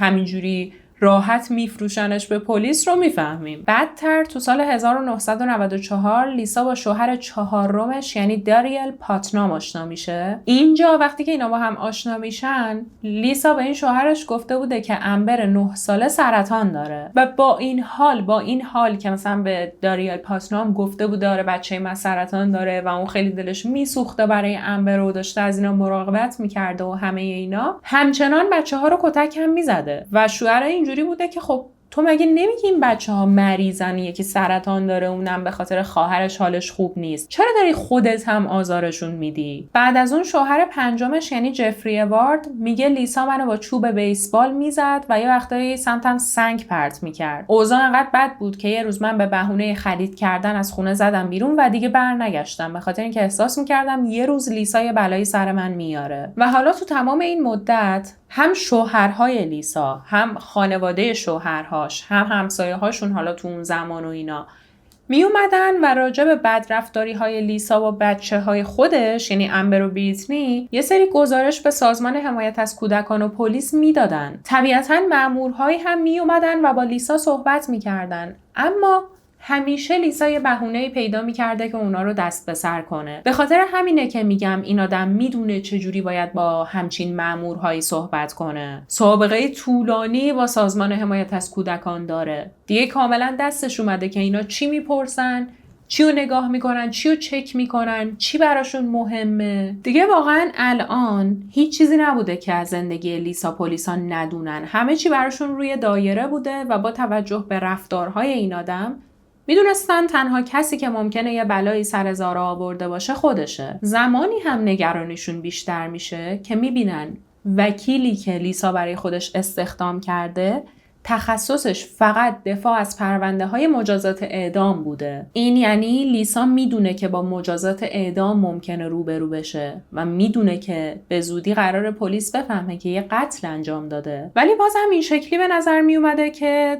واقعا لیسا نمیخواد صحبت کنه و با حرف زدن با خودش به جایی نمیرسن. اما شرایط به زودی قرار عوض بشه. ساعت 8 شب روز یکشنبه 24 اکتبر، یعنی 15 روز بعد از اینکه اینا خبر گم شدن زارا رو به پلیس دادن، یه دادستان محلی به همراه وکیلی که لیسا استخدام کرده بوده و یک کاراگاه خصوصی وارد اداره پلیس هیکوری میشن. این گروه 3 نفره، این دادستان و وکیل و کاراگاه، تازه از یک جلسه برگشته بودن و اعلام میکنن که یه خبر مهم دارن. لیسا بالاخره حاضر شده بوده حقیقت رو درباره روزی که زارا گم شد بگه و مهمتر از همه میدونه بقایای جسد زارا کجاان. حالا اینکه اینا چرا این شکلی میان تو اداره پلیس خودش داستان داره. قضیه اینه که لیسا به وکیل خودش اعتراف میکنه که اصلا چه اتفاقاتی افتاده. وکیل هم از اونجایی که به لیسا خیلی اعتماد نداشته بهش میگه تو باید به من یک سرنخ بدی، یعنی باید به من یک چیزی نشون بدی که من مطمئن شم حرفات درسته. لیسا هم اون سرنخ رو به وکیله میده، یعنی بهش میگه یک چیزی من یه جا قایم کردم، تو بری اونو پیدا کنی دیگه مطمئن میشی حرفای من درسته. وکیله هم یه کاراگاه خصوصی استخدام میکنه که بره دنبال اون چیزی که لیسا میگفته بگرده و وقتی که کاراگاه پیدا میکنه اون چیز رو، وکیل رو از تمام حرفای لیسا مطمئن میکنه و بعد این 2 نفر وکیل و کاراگاه میرن سراغ دادستان. همه چی رو به دادستان توضیح میدن و بعد دادستان بهشون میگه خب باشه، من این اعترافات موکلتون رو قبول میکنم با توجه به این مدرکی که برام آوردین. بیاین بریم به اداره پلیس همه چی رو بگیم و حالا کارهای بعدی رو انجام بدیم. حالا این مدرکی که اینا الان آورده بودن داشتن نشون میدادن یک اره بوده. یه اره که بعداً وقتی آزمایشش میکنن میبینن خون و تیکه هایی از بدن زارا روشه. اینجا کاراگاه های اصلی پلیس که داشتن روی این پرونده کار میکردن خیلی عصبانی میشن، به خاطر اینکه در حالت عادی این کار قانونی نیست که خود وکیل یه نفر رو استخدام کنه و برن یه مدرک پیدا کنن. اما وکیل میگه ببینید من دستم خیلی بسته است، الان موکل من داره یه اعتراف خیلی وحشتناک میکنه از طرفی، اگر این حرفش ثابت بشه مجازات اعدام داره و من باید قبل از این که اصلا اینو به کسی میگفتم مطمئن میشدم، یعنی این اره رو پیدا میکردم که به حرفای دیگه این آدم ایمان بیارم بعد بیام به شما بگم. حالا حرفای لیسا چی بوده؟ لیسا میگه 4 هفته قبل از این که خبر ناپدید شدن زارا رو بدن، یعنی 24 سپتامبر، حدودا ساعت 9 از خواب بیدار شده و متوجه شده که حال زارا خوب نیست. اون موقع آدم سر کار بوده و لیسا هم برای صبحونه زارا چند تا تخم مرغ میذاره آب پز بشه و بعد همونجا توی خونه تنهاش میذاره، میره بیرون تا یکم خرید کنه. حدودا ساعت 3 بعد از ظهر بوده که خریدش تموم میشه و برمیگرده خونه، ناهار زارا رو میده، میفرستتش توی اتاق. 1 ساعت بعد وقتی که میره بهش سر بزنه میبینه زارا مرده. لیسا میگه من حتی 20 تا 30 دقیقه تنفس مصنوعی هم انجام دادم، سعی کردم احیاش کنم اما نشد. در نهایت هم با آدم تماس میگیره و همه اتفاقات رو براش توضیح میده. آدم هم بهش میگه هیچ کاری نکن تا من برسم خونه. بین ساعت 5 تا 5 و نیم آدم میرسه خونه. اول از همه یه قرص آرام بخش به لیسا میده، بهش میگه ببین تو هیچ کاری نکن، برو یه گوشه بشین واسه خودت ریلکس کن تا من ببینم چی کار باید بکنم. آدم جسد زارا رو بر میداره میبره توی حموم و لیسا میگه من نمیدونم باهاش چی کار کرد، اما صدای آب میومد، صدای تیکه تیکه کردن یه چیزی میومد. زمانی هم که کار آدم تموم شد و در حموم رو باز کرد اومد بیرون، چند تا کیسه توی دستش بود که معلوم بود بقایای جسد زاراه. همه اینا رو گذاشت توی صندوق عقب شورولت تاهویی که مال مارک کافی بود. بعد ما رفتیم یک سری جاهای مختلف و این بقایا رو انداختیم. مثلا یک سریشو انداختیم لای بوته ها، یه سریشو انداختیم توی جای جنگلی. و لیسا میگه من مدام به آدم میگفتم چرا این کارو کردی؟ چجوری دلت اومد با جسد دخترت این کارو بکنی؟ ولی اون بهم میگفت که این بهترین راهه. اگه ما بخوایم الان به پلیس زنگ بزنیم و بگیم زارا به مرگ طبیعی مرده و اصلا بخوایم گزارش مرگش رو بدیم، خیلی برامون بدتر میشه. یکی از دلایلش اینه که ما از زمانی که داریم به زارا توی خونه درس میدیم هیچ جا ثبت نکردیم اسمش رو. چون حتی اگر یه خانواده تصمیم بگیرن به بچه توی خونه درس بدن و مدرسه نفرستنش، باید اسمش رو به عنوان کسی که داره تو خونه درس میخونه ثبت کنن. ولی اینا این کارو نکرده بودن. این یه تخلفشونه. یه مورد دیگه اینه که آدم داشته میگفته اگر ما گزارش بدیم ممکنه پلیس فکر کنه ما این بچه رو توی خونه تنها گذاشتیم و سهلنگاری ما باعث مرگش شده. خلاصه به گفته لیسا اینا جسد رو تو جاهای مختلفی رها کردن، همونطوری تیکه تیکه، و بعد برگشتن خونه. 4 هفته بعد به این نتیجه رسیدن که الان باید یک نامه بنویسن و یه صحنه سازی کنن که به نظر بیاد یه نفر دخترشون رو دزدیده. این حرفا به اندازه کافی عجیب هست، اما لیسا حرفش رو بعداً تغییر میده. توی این ورژن جدید میگه که اصلا اون زمانی که آدم اومد خونه، زارا هنوز نمرده بود، صرفاً بیهوش بود، هنوز نفس میکشید، بدنش گرم بود. من التماسش کردم که با اورژانس تماس بگیرم و اون قبول نکرد. یه دستکش دستش کرد و رفت سراغ زارا و بعد از اینکه از اتاق اومد بیرون، من همینجوری یقه‌شو چسبیده بودم، میگفتم با زارا چی کار کردی؟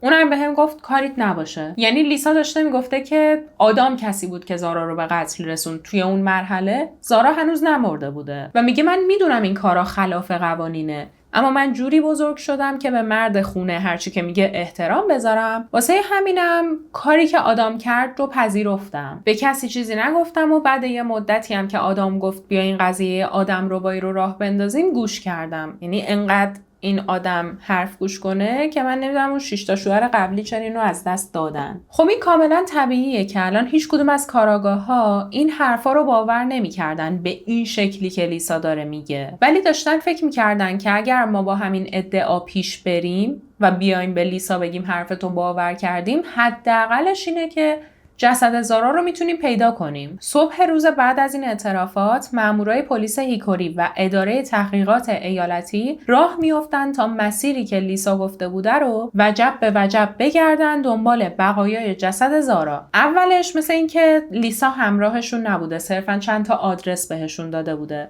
اینا میرن اونجاها رو میگردن اما چیزی پیدا نمیکنن. برمیگردن این بار لیسا رو هم با خودشون میبرن. لیسا روی صندلی عقب بوده، هی داشته بهشون آدرس میداده، مثلا گفته برین این طرف، برین اونجا، برین فلان جنگل. و آخرش وقتی که اینا چندین ساعت دور خودشون میچرخن، برمیگرده میگه من اصلا یادم نمیاد کجا بود. اون زمانم داشته بارون میومده و حال همه بد شده بوده. لیسا هم هی داشته دروغ میگفته، یه مسیر رو 1000 دفعه میرفتن برمیگشتن، اصلا یه اوضاع خیلی بدی بوده. اینجا دیگه کاراگاه‌ها تصمیم میگیرن دور بزنن و برگردن دوباره اداره پلیس. و تو همین تایم که اینا با لیسا داشتن میگشتن، یه سری مأمور دیگه هم داشتن همینجوری یه قسمت‌های دیگه ای رو میگشتن نزدیک خونه این خانواده. یکی از اون تیم‌های دیگه که لیسا همراهشون نبوده، توی منطقه جنگلی یه کلاهک سیلیکونی شبیه انتهای بالایی یه پای مصنوعی پیدا میکنن و وقتی که این کلاهک سیلیکونی رو میارن به لیسا نشون میدن، اون شروع میکنه به گریه کردن و میگه آره این یه قسمتی از پای مصنوعی زاراه. بعد میان شماره سریال روی اون پای مصنوعی رو با شماره ثبت شده توی سوابق پزشکی زارا توی استرالیا تطبیق میدن و یکی بوده. پس تا اینجای کار یه اره پیدا کردن که خونی بوده و معلوم بوده که خون روش متعلق به زاراه. پس یعنی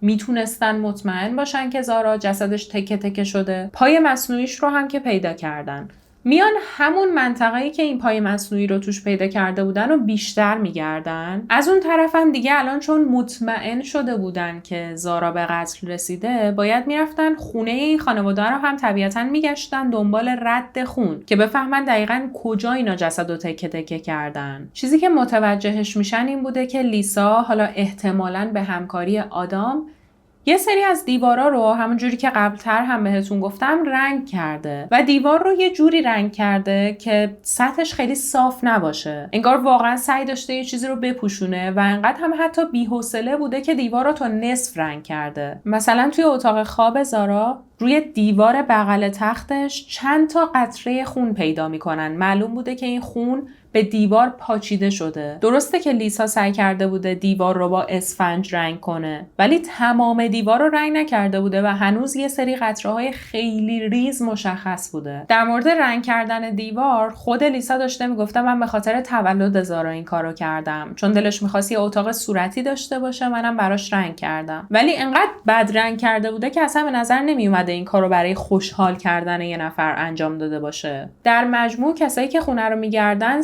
33 نمونه مشکوک به خون از اطراف خونه خانواده بیکر پیدا میکنن که همش متعلق به زارا بوده. اون الگوی پاچیده شدن خون روی دیوار هم نشون میداده که احتمالاً زمانی که زارا روی تختش خوابیده بوده، یه نفر بارها و بارها به سرش ضربه زده حالا به سرش یا ممکنه قسمت‌های دیگه بدنش هم بوده باشه. این باعث شده که خون هی روی دیوار بپاشه. ولی باز هم پلیس جسد رو نیاز داشته تا بتونه علت اصلی مرگ رو تعیین کنه. با وجود اینکه الان لیسا داره میگه من باعث مرگ زارا نشدم و مرگ طبیعی بوده، اینا باید میومدن خلافش رو ثابت میکردن دیگه. برای ثابت کردنش هم نیاز به کالبد شکافی و جسد و همه اینا دارن. به مدت 1 هفته تمام اون محل‌هایی که لیسا تا الان بهشون نشون داده بوده رو میگردن. مخصوصا اونجایی که اون کلاهک پای مصنوعی رو پیدا کرده بودن. بالاخره روز چهارشنبه 3 نوامبر 10 متر داخل جنگل جاده کریستی یه افسر پلیس یه استخون کوچیک اما انسانی پیدا میکنه. اینجا دیگه تام اتکینز رئیس پلیس هیکوری توی کنفرانس خبری در حالی که بغض کرده بوده تایید میکنه که استخونی که توی جاده کریستی پیدا شده متعلق به بازوی چپ زارا، همچنین تکه‌هایی از لگن، قفسه سینه، ترقوه راست و استخون ران راستش رو هم پیدا کردن که همه اینا تایید میکنه اون مرده. در واقع به قتل رسیده. قاتل هم کسی نمیتونه باشه جز لیسا. ولی این سوال مهم پیش میاد که آدام این وسط چی کار است؟ آدام از همون اول داشته میگفته که من کاری نکردم و چیزی هم نمیدونم. اما این حرف با اون تماس 911 اولی که آدام گرفت اصلا نمیخونه. توی اون تماس آدام به مامورای پلیس توضیح میده که آره من فکر میکنم دختر منو به جای دختر رئیسم دزدیدن و این زمان، یعنی زمانی که این آدم این تماس رو گرفته، میدونه که زارا به قتل رسیده. به هر حال میدونه که الان دیگه دخترش 3-4 هفته است نیست. با این حال داره شوخی میکنه. داره به مامورای پلیس راجع به این که دخترش تو دوره نوجوانی و بلوغ، بعد از اتاقش بیرون نمیاد و اینا شوخی میکنه و کاملا ریلکسه. یعنی سعی میکنه اونا رو گول بزنه، سعی میکنه خیلی عادی همه چیز به نظر بیاد. آدم هیچ وقت یک زمان واقعی و قطعی راجع به اینکه آخرین بار کی دخترش رو دیده به پلیسا نمیگه. هر چقدرم که بهش فشار می آوردن میگفته یادم نمیاد، من انقدر اون زمان سخت کار میکردم که شبا دیر میومدم خونه و هیچ وقت اصلا زارا رو نمیدیدم. خیلی وقت بود که باهاش نزده بودم، هر موقع میومدم خواب بود. حالا اگر کسی اینا رو نشناسه میگه خب طبیعیه، پدر خونه از همه چی رو سپرده به لیسا، به نظرش میومده که لیسا داره از دخترشون مراقبت میکنه و نمیخواسته زارا رو مثلا شبا بیدار کنه.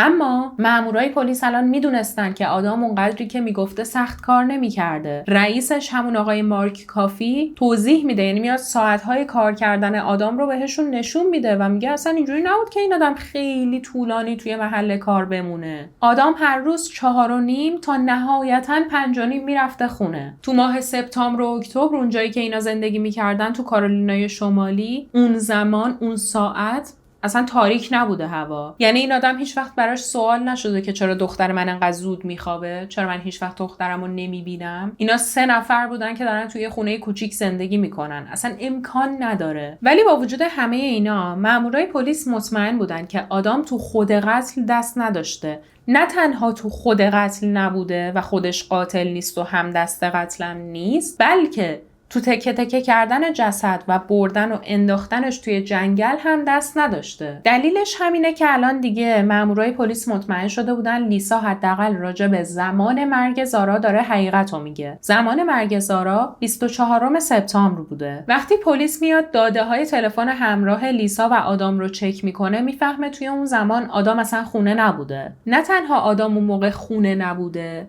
بلکه توی اون منطقه جنگلی که بعداً بقایای جسد زارا رو پیدا میکنن هم هیچ وقت آدم حضور نداشته. یعنی لیسا خودش تنهایی رفته اونجا، سیگنال موبایلش از اونجا میومده به تنهایی. حتی زمانی که داشته این کار انجام میداده و توی جنگل بوده، چند بار با تلفن همراه آدم تماس گرفته و تو اون زمان داده های تلفن همراه نشون میداده که آدم سر کاره. همکاراش هم این موضوع رو تایید میکنن، یعنی تو ساعت هایی که لیسا تو جنگل بوده آدم توی محل کارش داشته کار میکرده، حضور فیزیکی داشته. اینجوری نیست که حالا فقط موبایلش اونجا باشه. ولی منکر این نمیتونستن بشن که آدم همه این چیزا رو میدونسته. یعنی میدونسته زارا به قتل رسیده، دست و پا شکسته، یه چیزایی میدونه دیگه، وگرنه اگر بچهش به حالت طبیعی مرده بود چرا نباید براش یک مراسم تدفین بگیره و باید راضی بشه که لیسا بخواد همچین کاری با جسدش بکنه؟ به جز این آدام همیشه میدونسته که لیسا داره دخترشون رو کتک میزنه، اما چرا کاری نمیکرده؟ دلیلش اینه که لیسا آدم خیلی سلطه‌گری بوده و داشته یه جورایی آدام رو کنترل میکرده. چون ما میدونیم که لیسا قبل از آدام 6 بار ازدواج کرده بوده و حداقل 4 نفر از اون مردها اومدن و گفتن که لیسا توی مدت ازدواجشون کتکشون میزده. کاملا داشته کنترلشون میکرده، در حدی که یکی از این آدما مجبور شده تمام زندگیشو بذاره و فرار کنه چون از جونش میترسیده. از اون ور یه مادر شوهر لیسا داره که اونم از جونش میترسیده. پس اینکه آدام هم یک آدم منفعلی باشه که هر کاری لیسا میگفته رو گوش میکرده و مخالفتی نمیکرده با وجود اینکه میدونسته دخترش داره عذاب میکشه، کاملا یه چیز بدیهیه. حتی همون اول که مامورای پلیس این 2 نفر رو بردن برای سوالات بیشتر، یه سری پیام لیسا برای آدام فرستاده بود همون شب اول بازجویی. توی تمام این پیام ها مشخصه که لیسا داره آدام رو تهدید میکنه. مدام بهش میگه اگه جوابمو ندی یه بلایی سر خودم میارم، یه بلایی سر بچه‌ای توی شکمم میارم که ما میدونیم اصلا وجود نداشته، ولی آدام اینو نمیدونسته. آدام همیشه فکر میکرده که لیسا 2 بار سرطان رو شکست داده، بچه‌ش سرطان داشته در گذشته و از این طرف اون زمانی هم که این اتفاقات میفته آدام فکر میکرده لیسا 2 قلو بار داره. بعد حتی لیسا آدام رو کاملا ایزوله کرده بوده، کاری که آدم‌های این شکلی میکنن برای کنترل کردن اون شریک عاطفیشون. نمیذاشته با خانواده‌اش توی استرالیا تماس داشته باشه. هر بار که اونا باهاشون تماس میگرفتن لیسا بوده که جواب میداده. لیسا اجازه نمیداده آدام حتی تو تایمایی که خونه نیست با خانواده‌اش تماس بگیره، با پدر و مادرش، کارن و تونی. با این حال کسی آدام بیکر رو قربانی نمیدونه. درسته که اگر بخوای از یه زاویه‌ای بهش نگاه کنی میتونه قربانی باشه توی این پرونده، ولی تقریبا تمام کسایی که راجع به این پرونده میدونن یا حتی کاراگاه‌ها و پلیس‌هایی که داشتن روش کار میکردن داشتن میگفتن به عنوان یک پدری که میدونه زارا چی کشیده نباید حتی یک بار اجازه میداده که با دخترش همچین رفتاری بشه.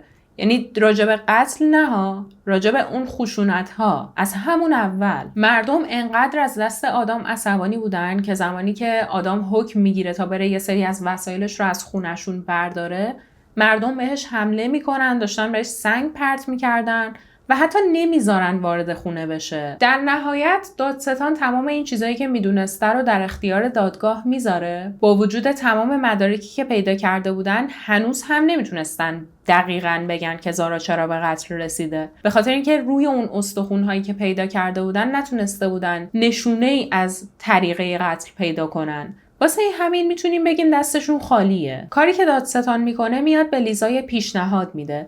بهش میگه تو اعتراف کن، جرمی که انجام دادی رو گردن بگیر، در ازاش ما حکمی که بهت میدیم قتل درجه 2 میشه. و درسته که این خیلی کمه. الان مردم میخواستن لیزا اعدام بشه، حبس ابد بگیره، ولی خب مدارک کم بوده دیگه. اینا حتی نتونسته بودن جمجمه رو پیدا کنن که بفهمن آیا ضربه‌ای به سر زارا خورده یا نه. تقریبا 1 سال بعد از مرگ زارا، پنجشنبه 15 سپتامبر سال 2011، لیزا بیکر به اتهام قتل درجه 2 و همچنین 9 اتهام جنایی دیگه اقرار به گناهکار بودن میکنه. خلاصه توی جلسه اعلام حکم آدام میاد و خطاب به لیسا میگه من با ارزش ترین فرد زندگیمو به تو سپردم. زارا تو رو بیشتر از هر چیزی توی دنیا دوست داشت. اون تو رو الگو قرار میداد، میخواست شبیه تو بشه. اما تو زندگیشو پر دروغ کردی. تو زندگی منو نابود کردی. همچنین با اتهام دروغین مبنی بر این که من تو آسیب رسوندن به زارا دست داشتم زندگیمو به جهنم تبدیل کردی. هیچ کلمه‌ای برای بیان تنفر من از تو و رنج و دردی که هر روز به خاطر از دست دادن زارا میکشم وجود نداره. الانم اگر تو هر زمانی واقعا به زارا اهمیت میدادی لطفاً به ما بگو بقیه جسدش رو کجا میتونیم پیدا کنیم تا بتونیم اونو کامل به خاک بسپاریم. اینجا مادر واقعی زارا یعنی امیلی هم اومده بوده استرالیا و اون هم شروع میکنه یه سری صحبت‌ها کردن توی دادگاه. امیلی الان 31 سالش بوده و بیشتر از 8 سال میشده که زارا رو ندیده بوده. اعلام میکنه خیلی ناجور همین قضیه رو فهمیده، یعنی همینجوری از سر کنجکاوی میخواسته ببینه دخترش داره چی کار میکنه. اسمش رو توی گوگل سرچ کرده بوده و همه این چیزایی که راجع به قتلش هست و یهو خونده. نمیدونم چه حسی باید به امیلی داشته باشم، اما اینجا یکم دلم براش سوخت، به خاطر اینکه میگه من به خاطر این از زندگی دخترم رفتم بیرون که فکر میکردم خوشبخته. یعنی من به عنوان یه آدمی که نه شغل داشت، نه پول داشت، نه زندگی سر و سامونداری داشت و خیلی بی بند و بار داشت زندگی میکرد، فکر کردم اگه نباشم دخترم راحت تر زندگی میکنه. نمیخواستم به خاطر من و به خاطر وجود من بخواد سختی بکشه و زندگیش بلا تکلیف باشه. من فرصت دیدن بچه‌مو از دست دادم و ازش گذشتم به خاطر خودش و الان میفهم که توی نبود من همچین اتفاقاتی افتاده. در انتها هم میگه میدونم توی تمام زندگی سختی کشیده، امیدوارم که حداقل الان در آرامش باشه. و خود لیسا توی این دادگاه کلا صحبت نمیکنه. البته دادگاه رسمی نبوده، یه جلسه اعلام حکم بوده. نه عذرخواهی میکنه لیسا، نه حرفی میزنه، نه توضیحی میده، هیچی. به خاطر قتل دختر خوندش یعنی زارا بیکر هم لیسا به 14 تا 18 سال زندان ایالتی محکوم میشه. اون 341 روزی که تا الان توی زندان بوده هم از این حکم کسر میشه. آدام هم برای سهلنگاری هایی که داشته هیچ حکمی نمیگیره، فقط به خاطر اون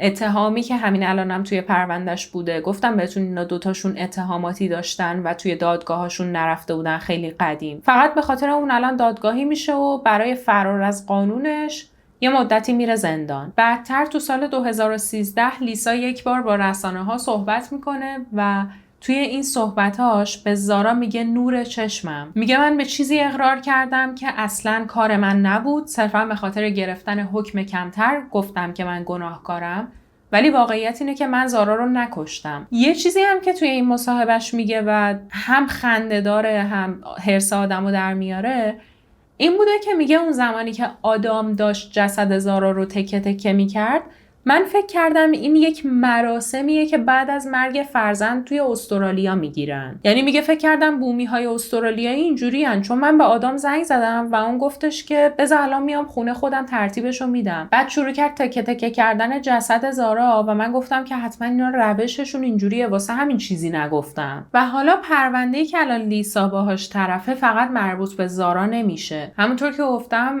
لیسا هم از قبل یه سری اتهام داشته دیگه، به خاطر اونا هم 10 سال زندان میگیره. در آخر هم لیسا بیکر 14 سال حبس و به خاطر قتل زارا میگذرونه. روز چهارشنبه 2 جولای سال 2025 از زندان ایالتی آزاد میشه، اما بلافاصله میفرستنش بازداشتگاه فدرال تا این دوران محکومیت 10 سالش رو بگذرونه. اگرم همه چی عادی پیش بره طبق برنامه ریزی، مارچ سال 2032 آزاد میشه، یعنی زمانی که دیگه 63 سالشه. یه اتفاق دیگه هم که تو این پرونده میفته 17 اپریل سال 2012 2 تا مرد شکارچی که داشتن تو بخشی از کالدول تو جنگل شکار بوقلمون انجام میدادن، یک جمجمه کوچولو میبینن که متعلق به یه بچه بوده. اینو میارن به پلیس تحویل میدن و اونا بعد از آزمایش میفهمن جمجمه زاراست. از روی این چیزی نمیتونن بفهمن، یعنی علت مرگ باز هم مشخص نمیشه. واقعیت این بوده که روی جمجمه شکستگی خاصی وجود نداشته. یه اتفاق دیگه هم اینه که زوج مسنی که مالک اون زمینی بودن که پای مصنوعی زارا توش پیدا شد، دقیقاً همون جایی که پیدا شده یه بنای یادبود براش ساختن و یه سنگ گذاشتن که روش یه فرشته هست و روی اون سنگ نوشتن اگر شک دارید کودکی مورد آزار قرار میگیره، زارا رو به یاد بیارید و یه کاری بکنید. دست از تلاش بر ندارین تا زمانی که مطمئن بشین جای اون کودک امنه. آدام بیکر هم حدوداً 1 سال بعد از پلیس اجازه میگیره که خاکستر دخترش رو بهش تحویل بدن و میاره خاکستر رو توی استرالیا، دقیقاً تو همون جایی که زارا همیشه توش شنا می‌کرده، مثل اینکه یه حالت مکان ساحلی بوده، اونجا رها میکنه. به گفته خودش اونجا جایی بوده که زارا روزهای شادش رو توش گذرونده و میخواسته مکان ابدیش هم همونجا باشه. خودش هم دیگه به آمریکا بر نمیگرده که البته از لحاظ قانونی اصلا نمیتونسته، شهروند اونجا نیست دیگه. همینجوری برمیگرده پیش پدر مادرش، شروع میکنه دوباره زندگی کردن. همین دیگه. این بود از پرونده امروز. و پرونده های مربوط به بچه ها همیشه ناراحت کننده است، اما به نظر من این یکی یه جور دیگه ای ناراحت کننده بود، چون ما میدونیم زارا چقدر برای زندگیش تا اون زمان جنگیده. حالا اصلا کاری به لیسا و آدام نداریم. خیلی های دیگه بودن که میدونستن زارا چجور آدمیه، چی کشیده تا به اونجا برسه و این خانواده رو میشناختن، لیسا رو هم میشناختن. اینکه هیچکس به طور جدی کاری نکرده و پیش رو کامل نگرفته تا به یه جایی برسه هم باعث تعجب میشه، هم ناراحت کننده و نگران کننده است. و آدم این سوال از خودش میپرسه که مثلا اگه ما بودیم چی کار میکردیم؟ اگر من یه همچین چیزی ببینم چی کار میکنم؟ چون حس میکنم هر کس حتی یه بارم لیسا رو ببینه متوجه میشه که صلاحیت نگهداری از یه بچه حتی سالم رو هم نداره، چه برسه به زارا که نگهداری خاص میخواسته. حالا الان که ویدیو تموم شده، یعنی صحبت هام راجع به پرونده تموم شده، میدونی اولین باری که من داشتم این پرونده رو میخوندم، خب پیش خودم فکر میکردم که واقعا زارا بیکر رو به اشتباه دزدیدن، یعنی فکر کردن لورن دختر صاحب کار آدامه و به اشتباه دزدیدنش. و خیلی جالب بود، یاد یه چیزی از بچگیم افتادم و این چیزی که یادش افتادم خیلی بهم نشون داد که چرا من اصلا به پرونده های جنایی علاقه دارم و به خوندنشون و دونستن راجبشون. اون زمان که من مدرسه میرفتم، مثلا بیشتر دوره راهنمایی که بودم، یه وقتایی ما توی زمستون، خب مدرسه که کلا پاییز شروع میشه دیگه، توی پاییز و زمستون که سویشرت و کاپشن میپوشیدیم، ما یه عادتی داشتیم با دوستام که سویشرت و کاپشنمون رو یه روزایی با هم عوض میکردیم. یعنی مثلا من کاپشنمو میدادم به دوستم، اونم کاپشن خودش رو میداد به من، اونجوری میرفتیم خونه. دلیلش هم این بود که می‌خواستیم تنوع بشه. به هر حال فرم مدرسه همیشه یه شکل بود. خب ما موقع سنمون کم بودم، یکی دو تا کاپشن و سویشرت که بیشتر نداشتیم. اینجوری نبود مثل الان که میریم یه عالم لباس می‌خریم الان که بزرگ شدیم. نهایتا تو هر سالی چون هیم قد می‌کشیدیم، مثلا یکی دو تا کاپشن و سویشرت داشتیم. خلاصه من اینجوری بود که یه وقتایی کاپشنام با دوستام عوض می‌کردم و مامان من از این کار متنفر بود. یعنی متنفر بود و معمولا هم من دلیلش رو میپرسیدم، به خاطر اینکه من از این آدمام که باید دلیل یه چیزی رو بدونم تا دیگه اون کار رو انجام ندم. و مامانم میگفت حالا جدا از بحث بهداشتش که ما نمیدونیم، اصلا ممکنه کاپشن تو کثیف بوده، الان میره خونه یه نفر دیگه، حالا کاپشن اون یه کثیفی روش باشه میاد تو خونه ما.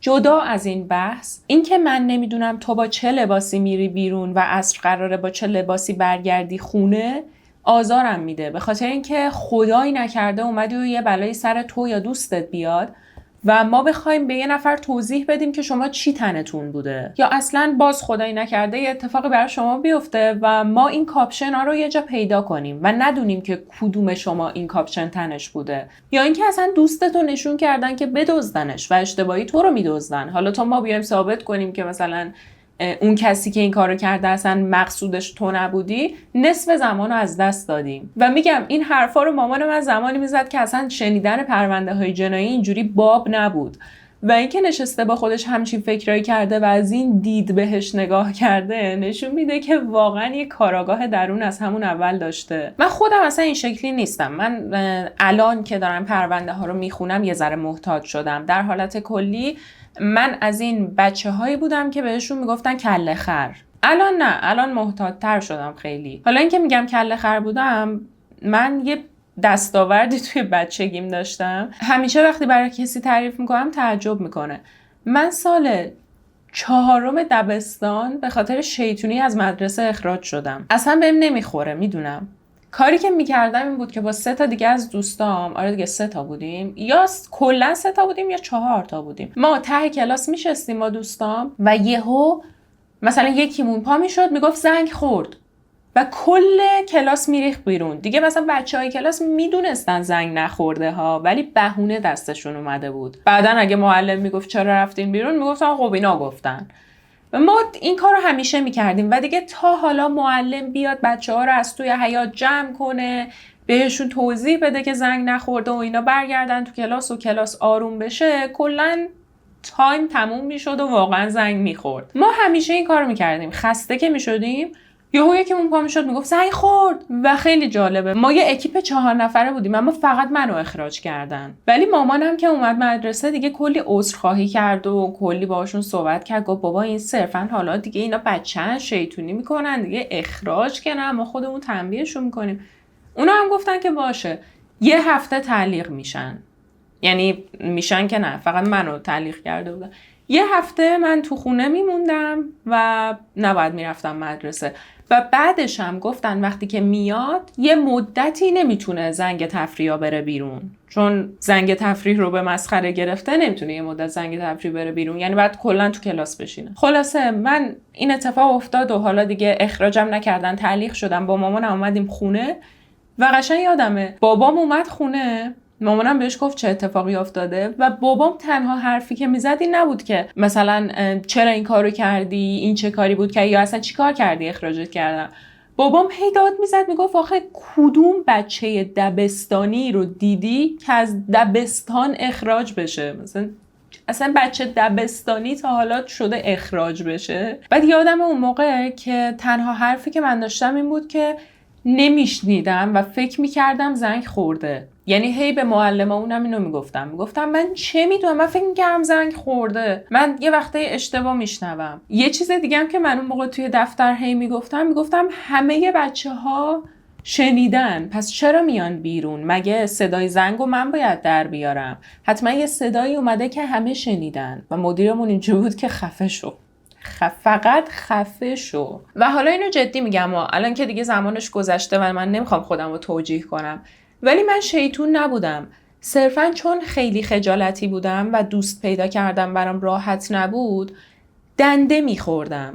یعنی اینجوری بود که به خاطر اینکه بتونم توی یه اکیپی باشم و بتونم با چند نفر دوست شم و اونا بگن وای این چقدر باحاله، حاضر بودم یه سری شیطونی ها رو انجام بدم. چون در حالت عادی همه منو یه دختر آروم مظلوم خجالتی میدیدن که اصلا گشتن باهاش حال نمیده و من هی میخواستم با این شیطونی کردن ها به بقیه ثابت کنم که نه، من آدم باحالیم، آدم دوست خوبیم، مثلا با من خوش میگذره. و این میشد که شیطونی میکردم، وگرنه خیلی وقتا از اون کاری که میکردم طبیعتا لذت نمیبردم، یا خیلی وقتا اون کاری که میکردم و بقیه بهم میگفتن. اما خب دیگه تو دفتر که میرفتیم من نمیتونستم اینو ثابت کنم. دیگه حالا اون دوران تموم شد دیگه. نمیدونم چرا این خاطراتو براتون تعریف کردم، احتمالاً به خاطر اینکه میخواستم پرونده ناراحت کننده امروز رو بشوره ببره. شما بهم بگین تو مدرسه چی کارا میکردین؟ این قضیه عوض کردن لباسو شما مگه انجام میدادین؟ بگین بهم، به خاطر اینکه مامانم میاد کامنت ها رو میخونه، اگه بتونم بهش ثابت کنم که مثلا ببین بقیه هم این کارو میکردن فقط من نبودم. چون انقدر از این کار بعدش میومد، همین الانم راجع بهش صحبت میکنیم اعصابش خورد میشه دیگه. همین،